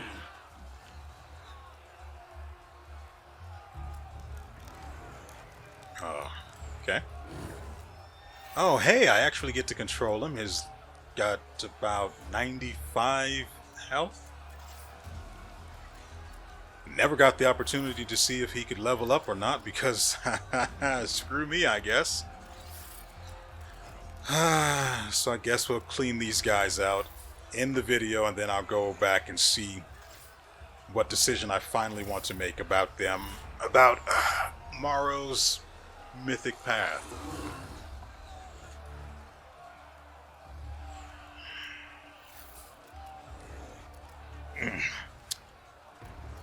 So let's see what this guy's got.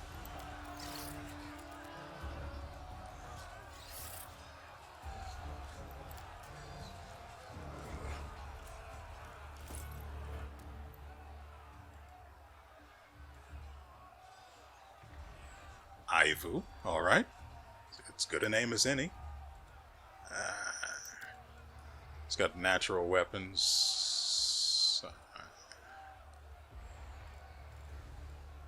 But it says... I mean, you can't blame me for trying.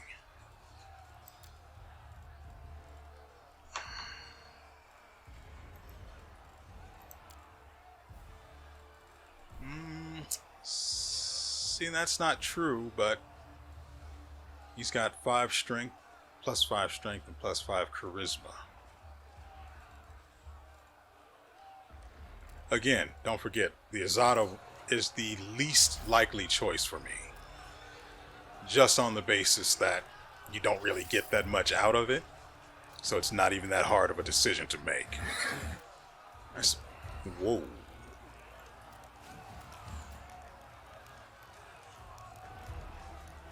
Once every 1 to 4 rounds, Havoc Dragon, interesting enough, deals 6 to 60 points of sonic damage to everyone in a 30-foot cone. This damage increases to 80, up to 80, on caster level 21. Jeez. Wow. Wow. Okay.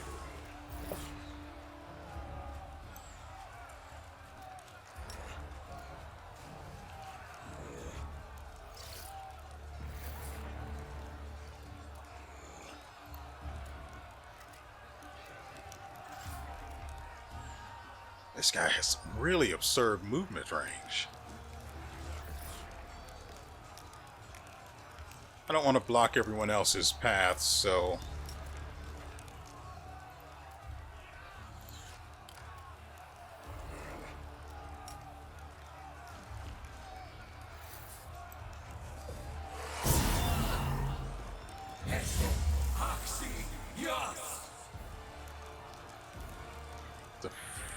Frick are you doing? For some reason it won't.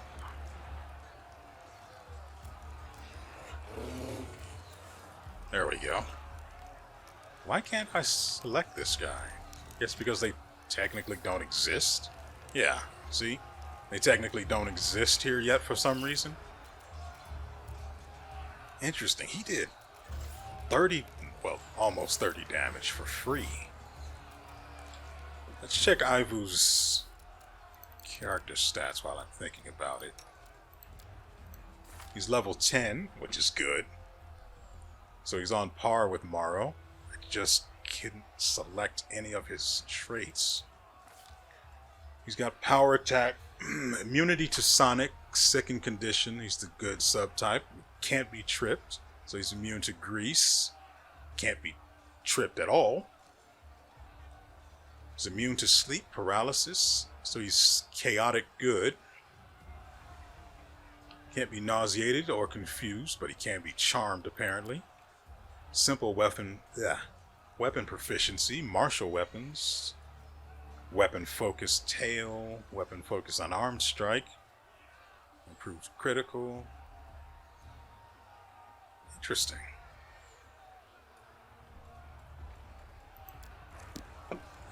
I mean, Ivu is not bad. This one's mine. What is going on here? That guy just exploded for no reason. And there goes another one.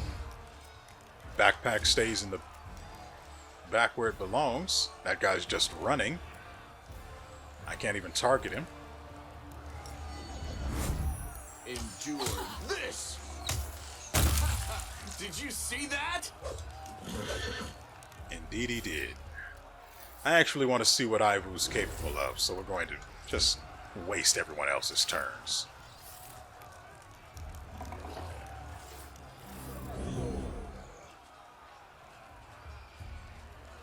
Interesting.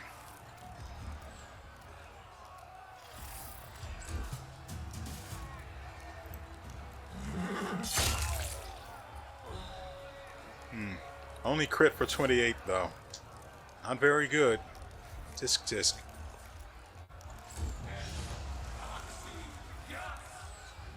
I'm going to do this fight just so you guys see it, and well, we all want to see how Ivu performs, right?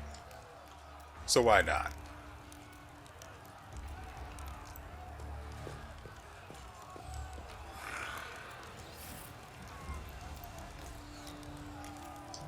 Backpack and go up here and do backpack things.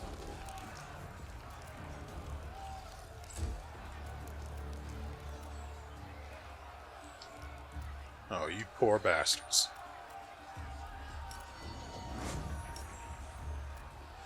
You first. Every strike counts. Yup. We'll move her here. Probably here, so she has line of sight.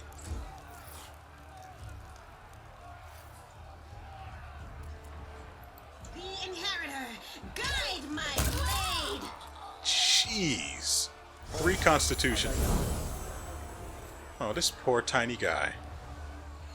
He's in trouble. What we got from the Azada would have been abilities. But we need to rest to give that one.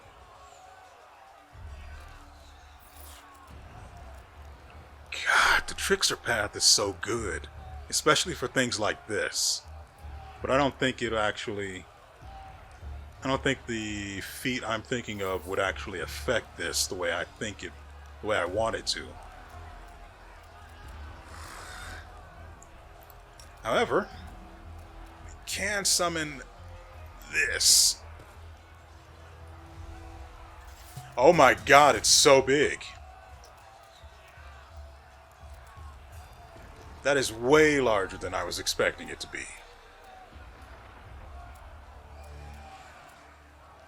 I love it.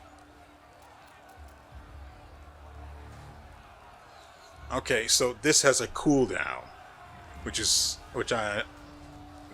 pretty much says, but I wish it had been clearer. And it's random, which is kind of dumb. But what can you do? Press the attack!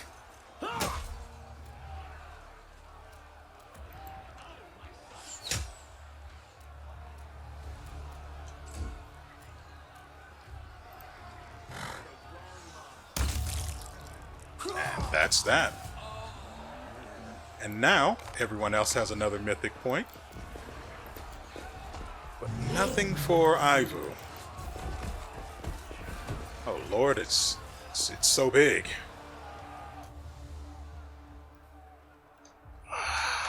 I'm going to save this one. I don't hate having Ivu, I just...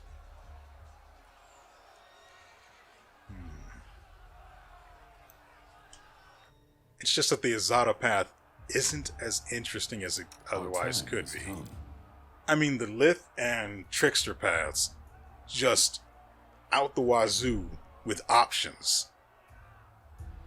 But the Azada path is pretty simple. Now, it may get a little crazy down the line, but really, I wouldn't be able to tell. Oh, actually, we'd be able to summon a Movonic Deva. We'd be able to get superpowers, such as whenever it makes a skill check, rolls the dice twice and chooses the best results. Wow. Zippy Magic. Casts a spell that targets individual creatures. The spell affects one additional target within 30 feet. If the target is an enemy, the spell affects one additional enemy. If the target is an ally, the spell affects one additional ally. Additionally, spells that target enemies damage them for 2 to 12 damage plus the mythic rank. Wow. But that requires a whole other mythic point too. Song of Broken Chains starts a performance that grants all allies a freedom of movement effect and immunity to compulsion spells. Okay, but that's at rank mythic rank 5. So that's pretty far out there. We also get another mythic feat, but that's out of these options. Destructive Shockwave. No. No. But okay, so it's the Azada path isn't that bad.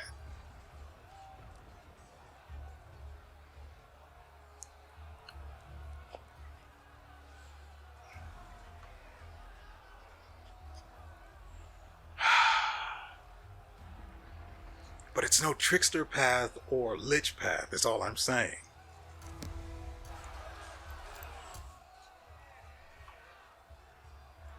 What was our last autosave? Here?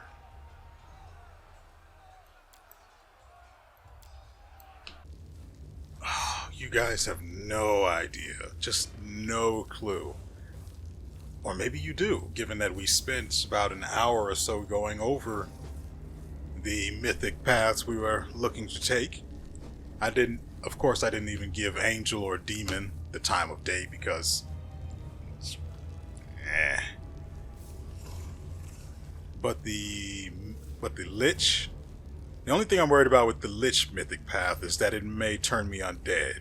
That's the only thing I'm slightly concerned about. But we saw in the results screen for that path, there was no addition of any sort of undead effect on us.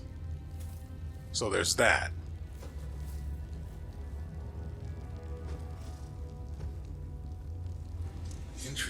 Interesting. Oh, right. This is where we have to end the video. I've probably been recording for almost 3 hours. Pretty sure it's been about 3. So, it's going to be rough to cut this one down. I don't know how it's going to turn out, but I hope you guys will enjoy yourselves and everything you've seen. We will be back tomorrow, again, naturally, because I am super excited to see, or at least showcase, the mythic path that we've decided to go with. Oh, it's going to be it is going to take some doing to come to a decision. Don't get me wrong, I do like having a dragon. That's pretty cool. And if I go with Trickster, I don't get a companion, but I get to do some really silly stuff. So, it's so hard to decide. Anyway, again, we'll be back tomorrow with another episode. And we'll see then what I've chosen. And so with all that said, we will see you next time.